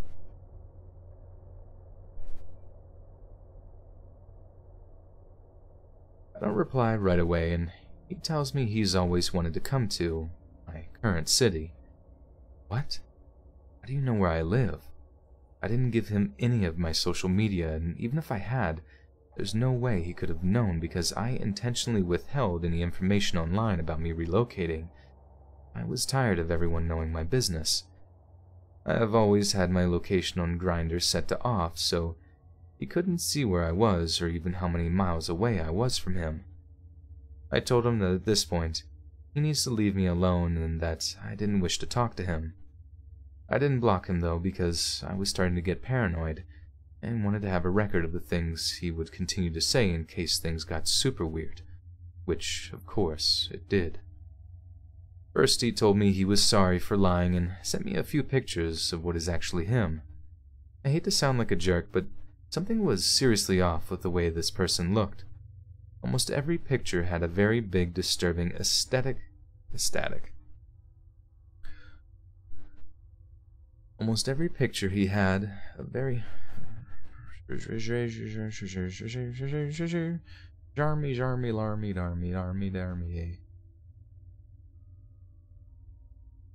Miss Bellatrix says, I think he was running a business for people overseas to get citizenship into Australia. Oh wait, you're referring to a previous message. I had a few creepy taxi drivers, but the one I remembered most was the guy who told me to call this number and I could make 50K from marrying a stranger overseas. No, that's a really weird thing you say that, because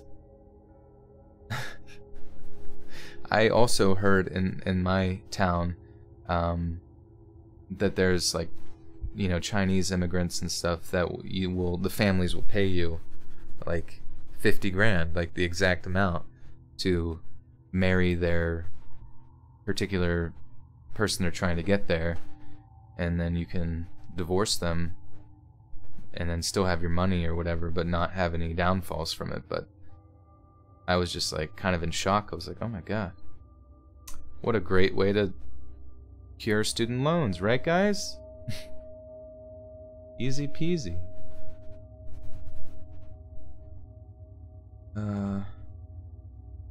First he told me he was sorry for lying. Okay. I have always had my location granted. I told him that this way he needs to leave me alone and that I didn't wish.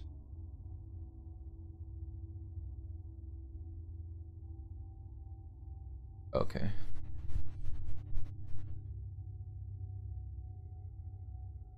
First, he told me he was sorry for lying and sent me a few pictures of what is actually him. I hate to sound like a jerk, but something was seriously off with the way this person looked. Almost every picture had a very big, disturbing, ecstatic smile and big, wide eyes staring directly into the camera, very close up. He was probably in his 30s and looked like he didn't care for himself very well. His skin was uneven and gray, and had a short beard that looked like it hadn't had maintenance at all, if that makes any sense. One of them looked like it might have been in an... Wait, what?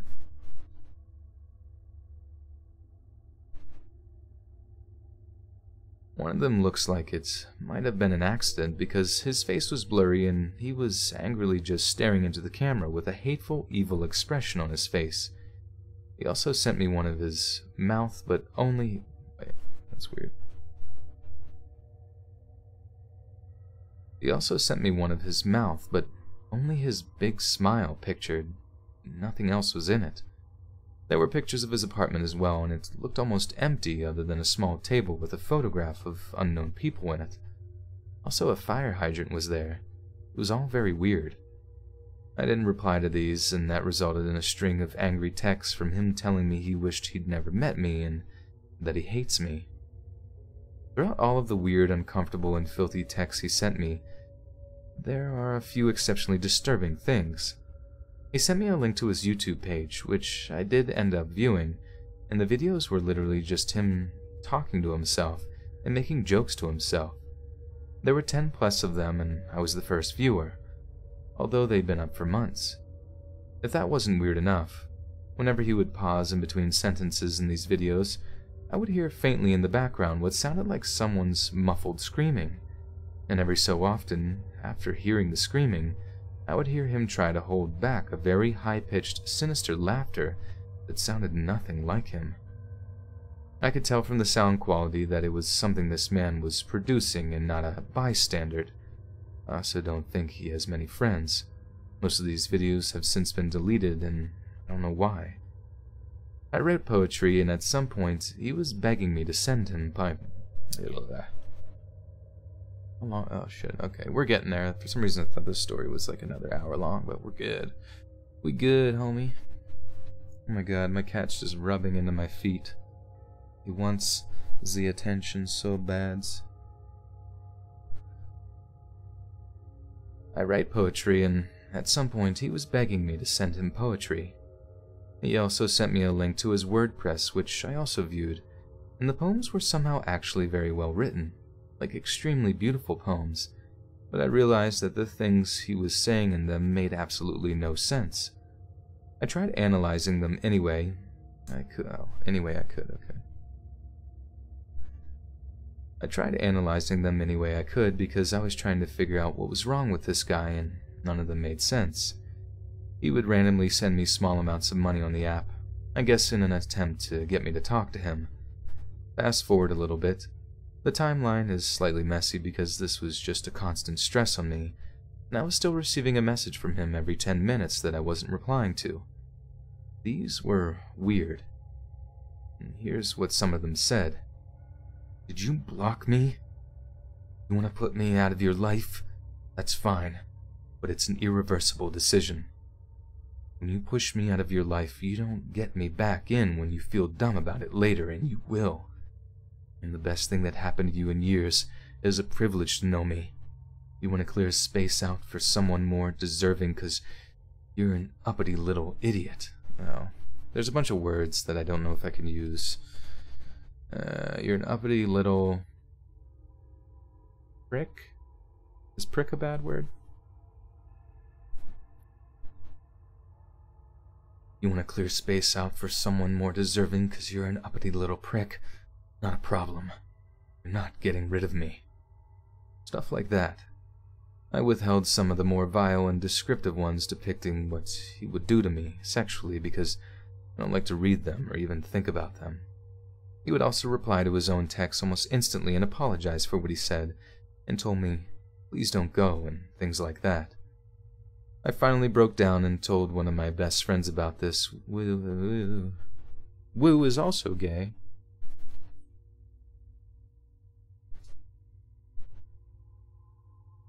Miss Imaginary, 4 years you've been doing these videos, and YouTube just now showing one of them, recommending them. Oh, for this live streams. Yeah, I do kind of wonder, like, it seems like as the stream has gone on, it's like decided to introduce more people to come to the stream. Yeah, and we're at like 380, I think, right now, people watching, so that would be dope to get to 400. Okay. Stuff like that. He would also reply to his own texts almost instantly and apologize for what he said, then told me please don't go and things like that. I finally broke down and told one of my best friends about this, who was also gay but very muscular and protective of me. I don't know, he just makes me feel safe somehow, and I didn't know who else to tell. He immediately got really mad and took my phone and called him. Best friend told him aggressively that he was my boyfriend, which makes no sense because I wouldn't be on Grindr if I had a boyfriend, and that creeper Grindr guy needed to stop reaching out. Grindr guy is silent and then suddenly starts hysterically laughing and making the most inhumane, god-awful noises I had ever heard, speaking sentences that were English but with words that didn't make any sense together at all, and just really creeped us out. The look on my friend's face still gave me chills. He never gets uncomfortable, but he was just staring at me with this blank expression, and it was in this moment that I realized that I should have just blocked this man as soon as I realized that something was off. I didn't know what to do, I guess. After the call, he texts me a lot of horrible things and then says sorry, and this is a cycle for about 15 minutes until he sends me this. The private Facebook message you may see were all written before our conversation via text and phone tonight, so naturally disregard them and my name. I just block him. I have no idea what he was on about with the Facebook thing. I looked and couldn't find anything. This final exchange happened about a month and a half ago. I thought this was the end, until about 2 weeks ago I was exploring a nearby large city. There are a lot of big cities around me, and I'm basically in the middle of them. That same best friend. We were walking out of a museum, and I see someone that looked very familiar leaning against a cement wall to the left of the big stairs that was the entry to the museum. He was staring at us, but I couldn't make anything out of it. I ignored it, and we hopped on the bus to take us to a nearby restaurant for lunch. It wasn't until we got to the restaurant that I realized who this man was. It was him, the creepy Grindr guy. I was sure of it. I have no idea how he knew where I was, but I knew he traveled over 1,000 miles to come to the area I was living in. I didn't mention it to my friend because I'm seriously really creeped out, but I think I'm going to tell him when we hang out again because I don't want anything to happen to him either. Luckily, I'm moving again in a few weeks, this time very, very far away. I'm considering taking this all to the police, but I don't know if I really have options. This has been the weirdest and most uncomfortable experience of my life. Super Saiyan Lesbian 666 with the 5 says, love that you take the time to interact with your fans. Keep up the great work. Well, thank you, Super. I appreciate that. Yeah, no, I really like interacting with people from the community because it just gives me... makes me feel good, you know what I mean?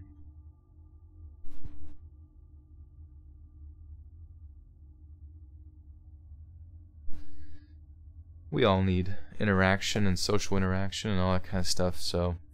And you guys are constantly always so positive. This community is incredibly positive, so it makes my job easier and makes me desire to hang out.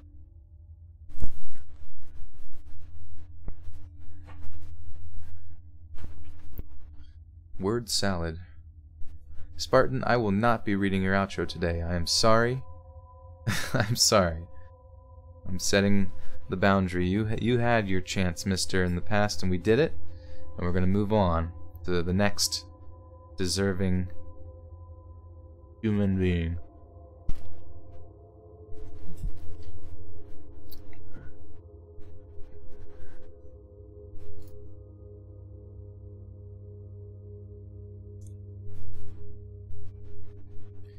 Well, guys, this is the last story for the night. It's a little bit longer one, but...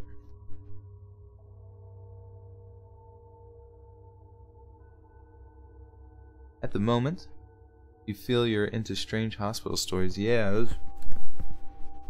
I really like the urban exploration ones. Barton, you will never charge me for treason. I'm an innocent man who sticks to his guns. Quite literally. Okay. This last story of the night. Hunting in the woods.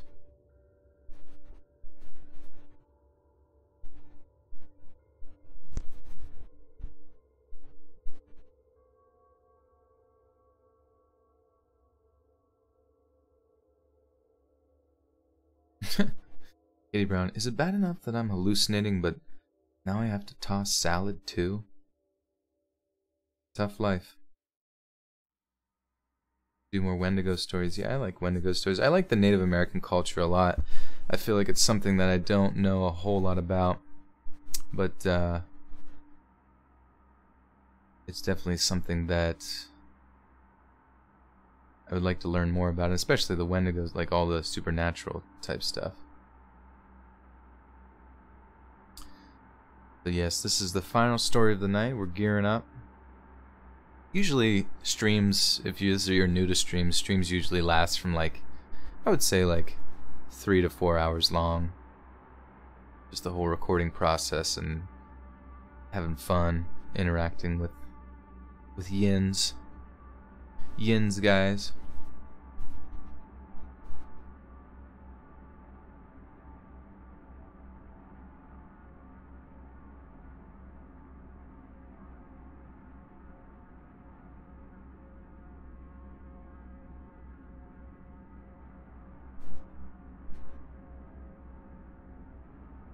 I love waking up in the dark and walking the sunrise with my dogs.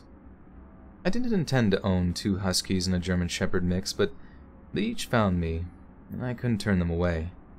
We usually jog about 5 miles daily, often in the neighborhood, but nearly as often I load up...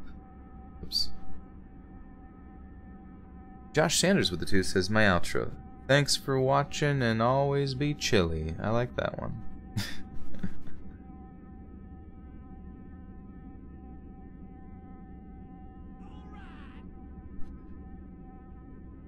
But nearly as often, I load us up in the van and drive 10 minutes to the wooded Metro Park. I love it there. They offer some trails that allow quads and motorbikes, some bicycles and skis, some just people, and last year they opened some just people? They offered some trails that allow quads and motorbikes, some bicycles and skis, some just people, and last year they opened up a new one that allows pets. It's a 5-mile loop into the area farthest from the city. We live on the northern edge of town, but in the dark with no leaves on the trees, you can clearly see the red glow of the CVS sign for the most of the hike. These are tamed woods with asphalt paths and concrete fire pits and rangers patrolling regularly, and the hospital behind CVS means there's emergency medical care in walking distance. I was up coughing again in the night. I had a serious case of pneumonia 2 months ago and was not fully recovered when the sinus infection hit me. I'm past the fever part, so we're walking, not yet jogging again, but after being up in the night, I didn't get up in time to go walk before I dropped my kids off at school. Then my youngest had an appointment, and then I had to run a few errands, and then we had unexpected visitors right after school, and then they stayed for dinner, and finally I got the dogs into the van, and we made it to the park just before it started to get dark. I was irritated at all of the little things that had kept me from my walk all day, but as we drove all the way to the park, whoopsie doopsie.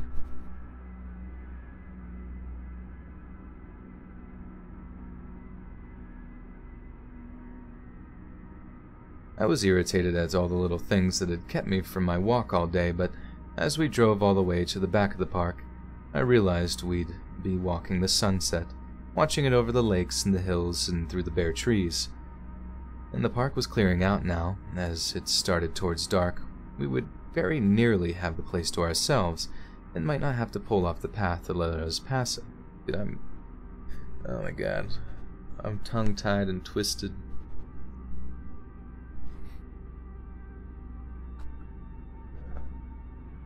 And the park was clearing out now. As it started towards dark, we would very nearly have the place to ourselves and might not have to pull off the path to let other... God damn it, dude. Ugh. I got like cat hair in my fucking nose. Did you ever have that having you like get cat hair in your nose? Not even sure how. Maybe my nose hairs are growing.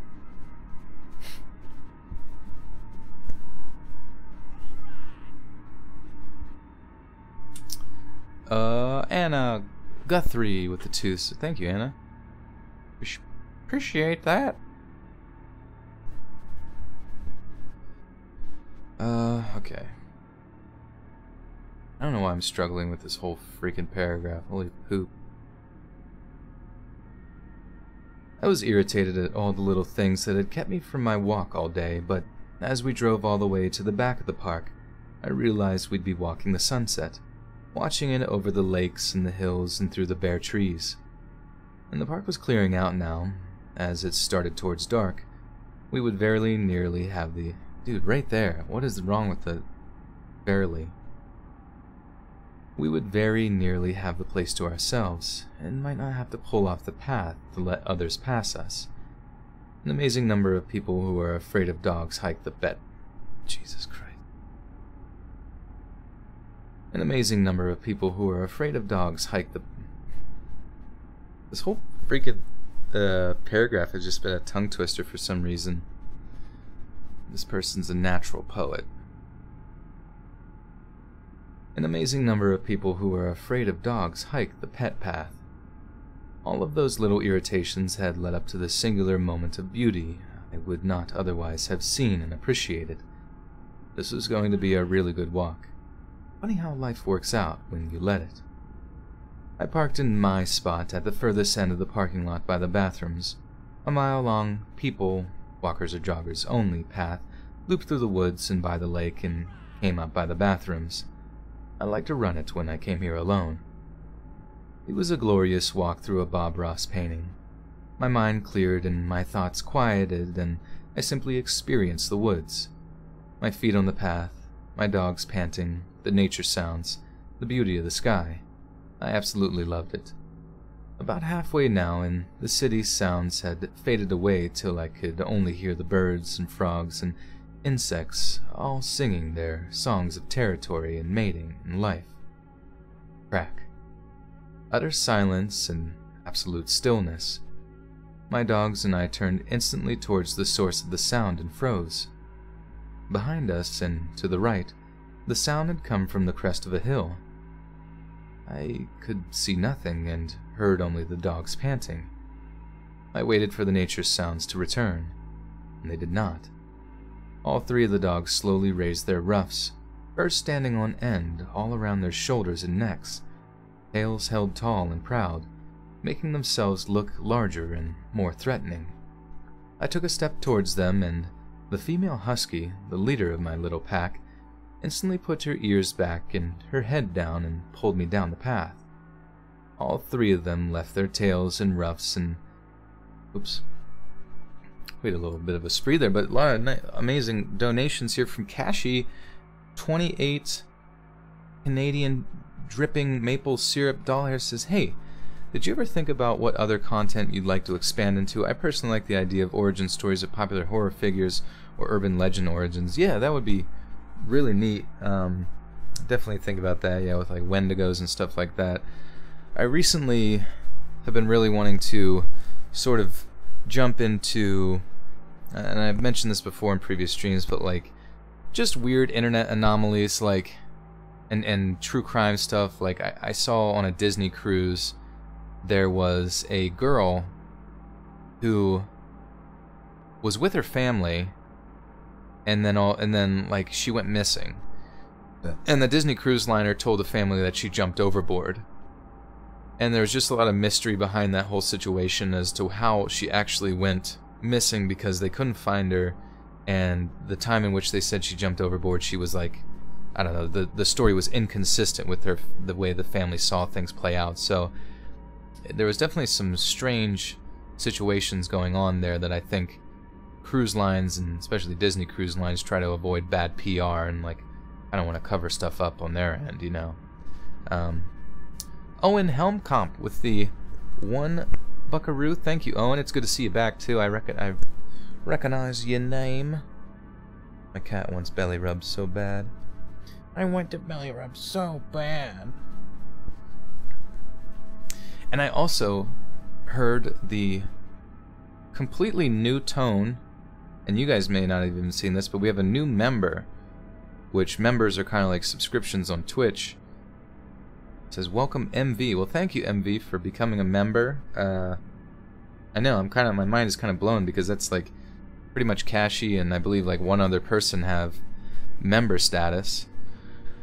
But now next to her name she gets like, we have a little, the Space Skeleton Man avatar is now going to be floating by her name, and she will be able to use the cat bug emoji.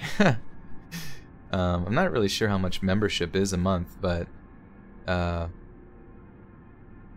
it's definitely something that doesn't happen very often on here, so thank you so much for, thank you MV for becoming a member. And honestly, I don't really know how to like incentivize people to become members per se. I guess just streaming more often sort of makes people happy, and I've definitely been trying to do that. Yeah, you get a green username and cat bug. Oh yeah. Now that sounds like the perfect... Oh, and let's read Skull. Looks like I have a Skull as well. Nice. There she is, MV with the... Isn't that beautiful? Well, yeah, if you guys have any other ideas for emojis or other perks that I could give, I personally have no idea, you know what I mean? So, either way, thank you so much for joining, and that's exciting. I don't see that too much. ADP with the $1. The powerhouse of the cell. Adenosine, what is it? Adenosine diphosphate. I forget.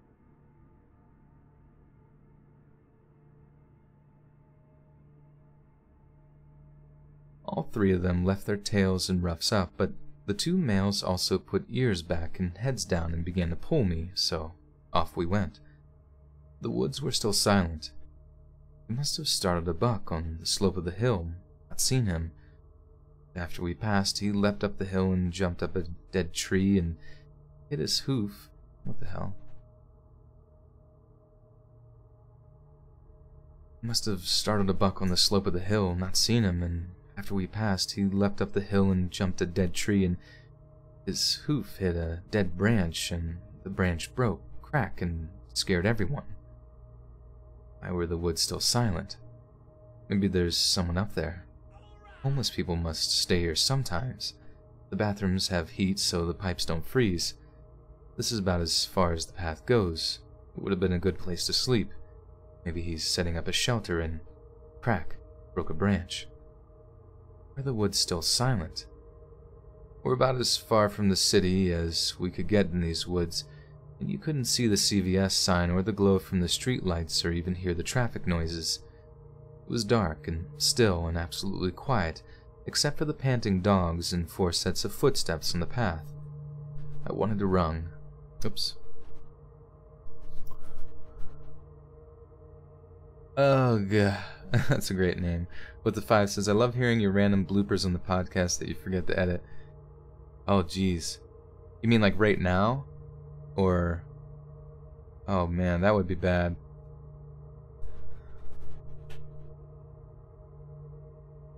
I'm actually curious if there's... I know that I know I'm not infallible when it comes to editing because I do it so quickly, but I so seldom think that I make mistakes that I wouldn't be surprised if there's random times where I like mess up and continue on and nobody really says anything. I noticed that I've come to notice that when it comes to comments, that like people, if I made a mistake in the first story, people are going to comment on it and like comment on it often. If I made a mistake in the last story, not as many people are going to comment. If the first story is very unbelievable or crazy, people are going to comment about it. But then if I made a mistake in the last story, they might also be more likely to comment on it because it like begins the the video's finished, so it's still present in your brain to then make a comment about that, I guess. 34 with $2 says, you're getting me through this research project. Thank you. Hey, I shall do my best. And I'm glad, I hope your research project is going okay. I'm not a huge fan of those kind of things. I have no idea what that would even entail anymore. MV says, just hit that green join button at the bottom. I'm on YouTube Gaming though, so it might be different. Okay, interesting. MV, have you discovered this channel through YouTube Gaming? Which I just don't understand why YouTube named it that and why they like isolated it to that, because it's just like also the worst part is that on YouTube, the actual YouTube client itself, there's no link that says like YouTube Gaming or YouTube, or maybe there is. Perhaps I'm a foolish fool. Like on the drop-down menu, yeah, like the drop-down menu says Home, Trending, Subscriptions, Originals, and it's like, where's... Oh, I see, more from YouTube. Movies and shows, gaming, live. See, that-ish should be like... That should be like way... Oh, interesting. Oh, it's like its own YouTube... I don't know, it's just not as easy as Twitch. Like, Twitch is just like, here's the categories of games, here's creative, and that's like, they should just copy it. Just copy the exact formula. Like, it's just way too confusing for people to like just stumble across something like Let's Read narrating stories. Like, I don't know.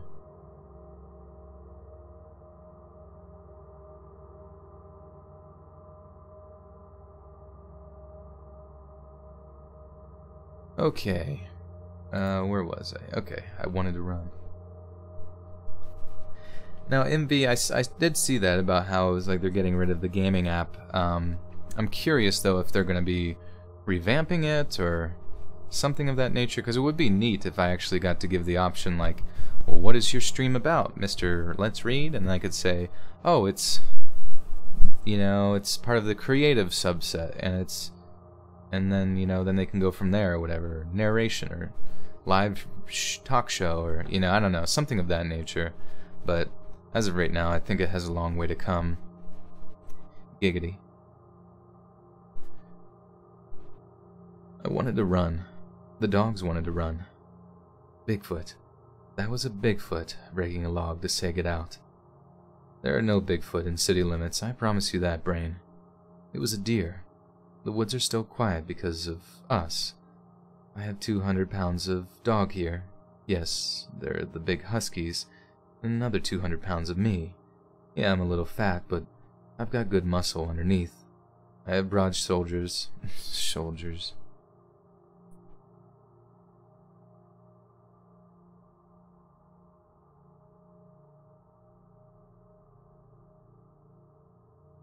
I have broad shoulders that don't fit into women's shirts and big hands that don't fit into women's gloves.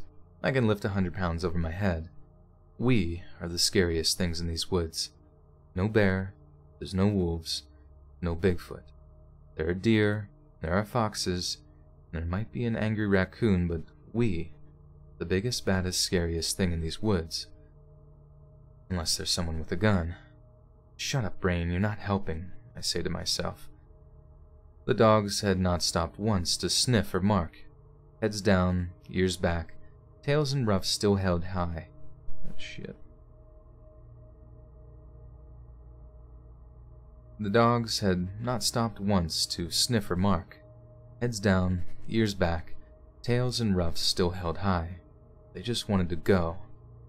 We'd gone almost a mile now, me craning my head to the home. Dude, I'm so bad. We got almost a mile now, me craning my head the whole time, trying to see as far as I could in all directions while letting the dogs pull me down the path. And it was still absolutely silent. Not an overflying goose, not a cricket. Nothing moved. Nothing made a sound, except us. Here came the third and longest of the 3 steep hills on this trail. I had been running through these to rebuild my strength and endurance, but if I ran...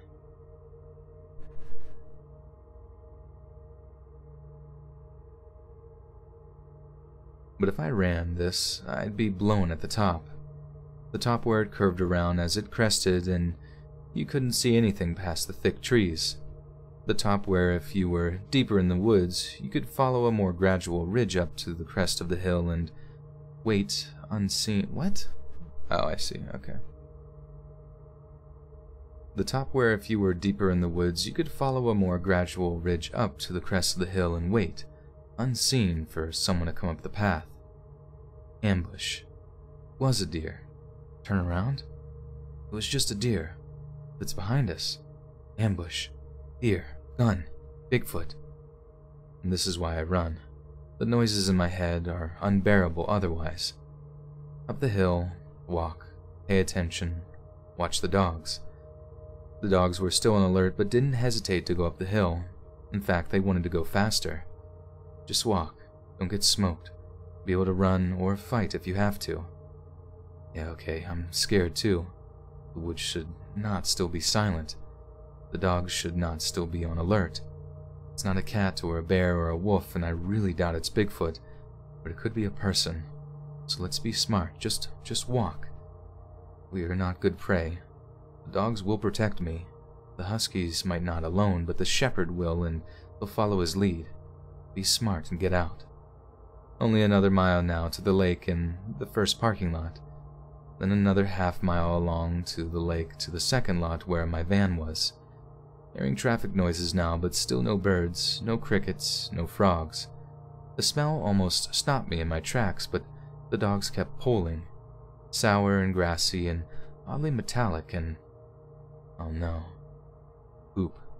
Poop and blood or partially digested grass. I smelled the contents of a deer's stomach.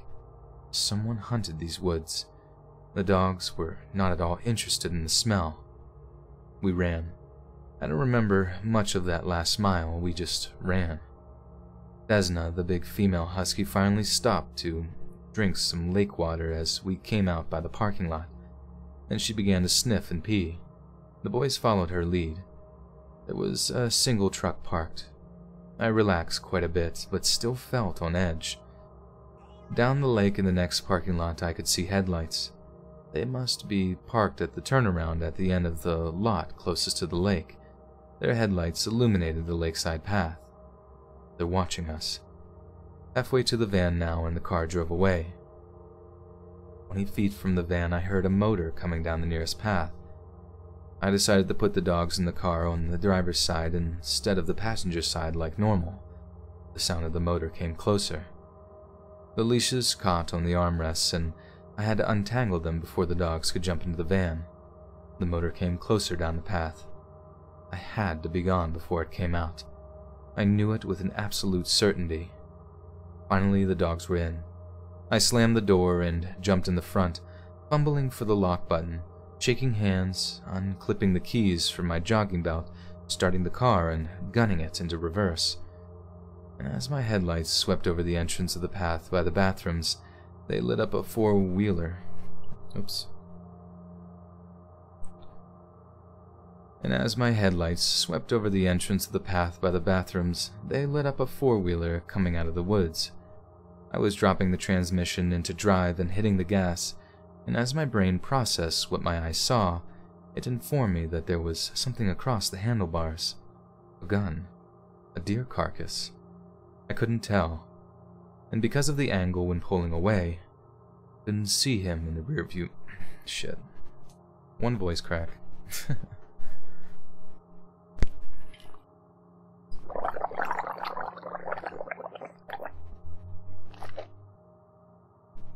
Oh, man.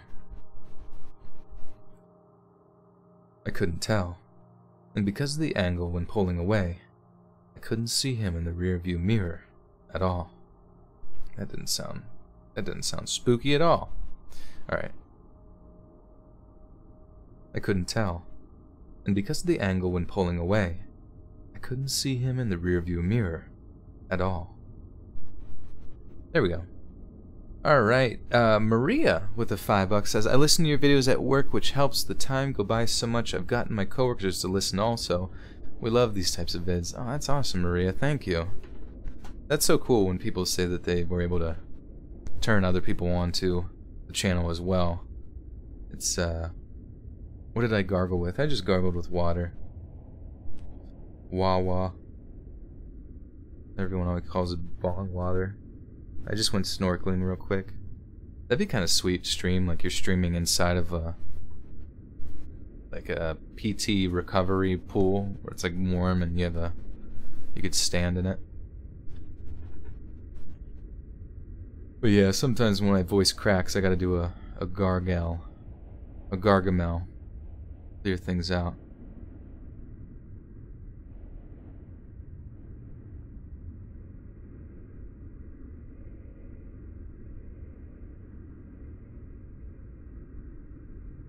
That's the sound of me when I'm drowning.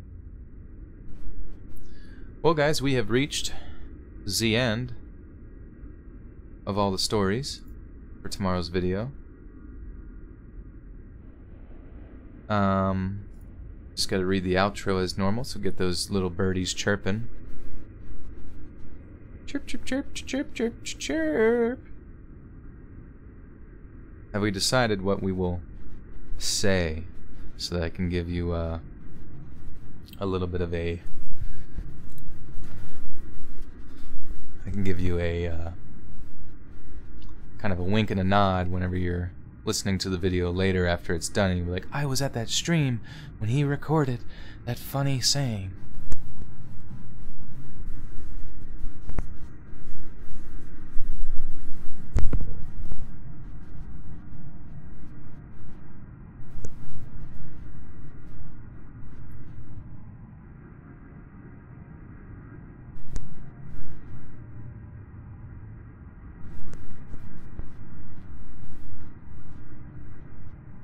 Spartan, you got your outro, bro. It's time to give someone else a turn.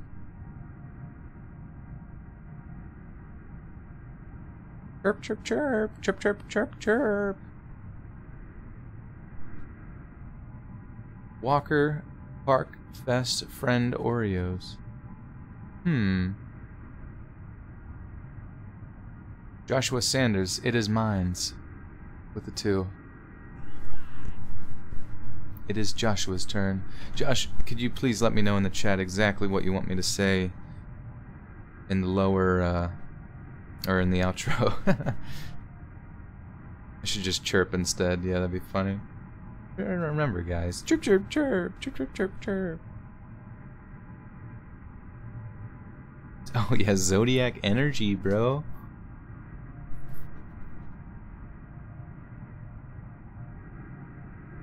Cherry V with the 2 says, thanks for being amazing. Thank you, Cherry. Appreciate that. I try my best. Yeah, big zodiac energy sounds exactly where I'm going.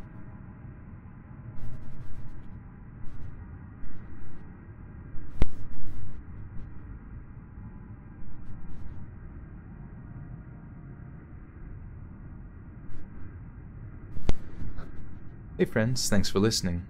Be sure to subscribe and click that notification bell to be alerted of all future narrations. If you got a story, be sure to submit them to my subreddit, r/Let's Read Official, and give and receive feedback from the community, and maybe even hear your story featured on the next video. And join my Discord to interact with me and other listeners directly. And if you want to support me even more, grab early access to all future narrations for just $1 a month on Patreon, and maybe even pick up some Let's Read merch on Spreadshirt. Links in the bio. Thanks so much, friends, and always remember that big zodiac energy.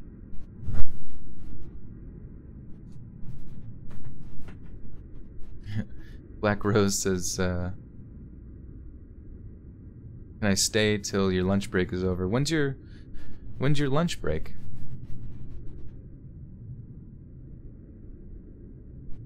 Thanks for watching. Oh, Josh, thank you. Shoot, as I was recording, I got your donation there. The $2 says, thanks for watching, and always keep chirping. We can do that. We can definitely do that.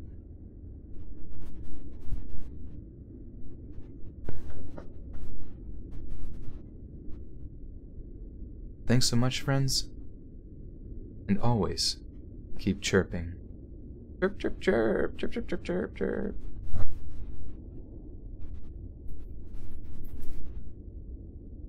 Oh, you're on lunch now. Yeah, well, if it was like, it's over at 7:48 p.m. my time, so that's like another half hour. I don't know if I can, if it was like another 5 minutes, sure, but...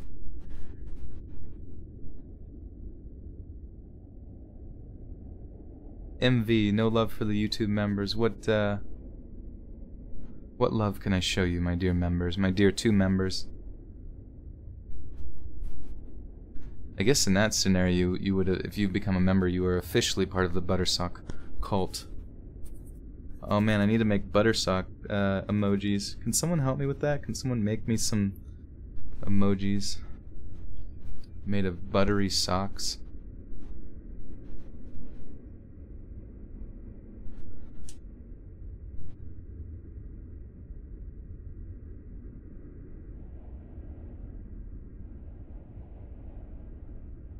But yeah, guys, next live stream, kind of go through the cycle here, like normal.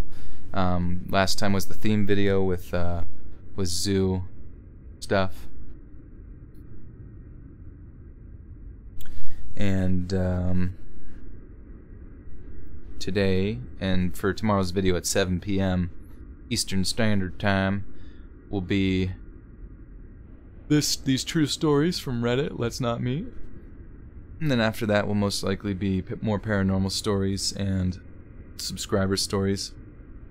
I might even do subscriber stories early, because there seems to be kind of like a certain amount of like momentum that comes from the true scary stories. And if I can maintain that momentum for viewership after, because sometimes when I do paranormal stuff, like momentum kind of gets like killed. And then whatever video is at directly after that, if it's a subscriber story, it doesn't really launch quite as strongly, if you know what I'm saying. YouTube's a weird algorithm. It's a weird beast trying to figure it out. How do you become members, or can you make a Black Rose emoji? We could try. But yeah, I think there's a member button at the bottom of the video, bottom right or something like that. Become member. Do that. Right now we don't have much to offer, but other than our undying love and support. Intoxicating Darkness with the 10 on the outgoing donation. It's always a pleasure listening. Thank you, Intoxicating. Good to see you again. And oh yeah, someone asked if I was if I ever do Envy. I think you asked if I'd still do video game streams, I don't really, but mainly that's just because, like, right now you might see, like, close to 350 people watching right now. When I do my video game streams, it's, I might get, like, if I'm lucky, I might get, like, 40 people. You know what I mean? Like, and basically every time you guys get a notification about a live stream, I want you to already be under the presumption that, I want you guys to already be under the presumption that you're going to get what you expect, which is reading stories live. And so for me to do games, it kind of just like throws people off, where they're like, oh, I don't even want to like show, this is a waste of a notification. Why do I even subscribe to this channel if I get notifications about gaming? You know what I mean? Even though it would be fun to game, and I have a friend who streams gaming, and it'd be fun to like do a combo attack together. But yeah, as of right now, no plans to do any further gaming on the channel. Really trying to just stick to the narratives and stories and live reading, and perhaps going forward when I branch out into other content like some true crime stuff, you know, documentary style things, but we shall see. But thank you guys so much for hanging out. Love you all. Honestly, it's honestly always such a pleasure to be here and do these live streams and just feel the positive feedback from all of you guys in all its various forms. Thank you to everyone who just was here chatting in chat and donating and all that amazing stuff. If you guys want to keep this party rolling, everyone kind of does like a post-stream chat in Discord. I'm not always there per se, but once in a while they get me into, I get coaxed into coming into Discord if I'm not too busy with other stuff, or like right now I'm most likely to go eat food or debrief, you know, elsewhere. But yeah, join the Discord. Maybe one of the mods can link that, and yeah. Also, but the Discord is all this, anywhere, anything you want to find me on social media. Any other information is down in the description below. It's also in every video's description, so be sure to join and check that out and make lots of fun internet friends, and maybe real life friends. Eventually we'll meet IRL or something like that. You never know. But I love you guys, and I will see you very soon.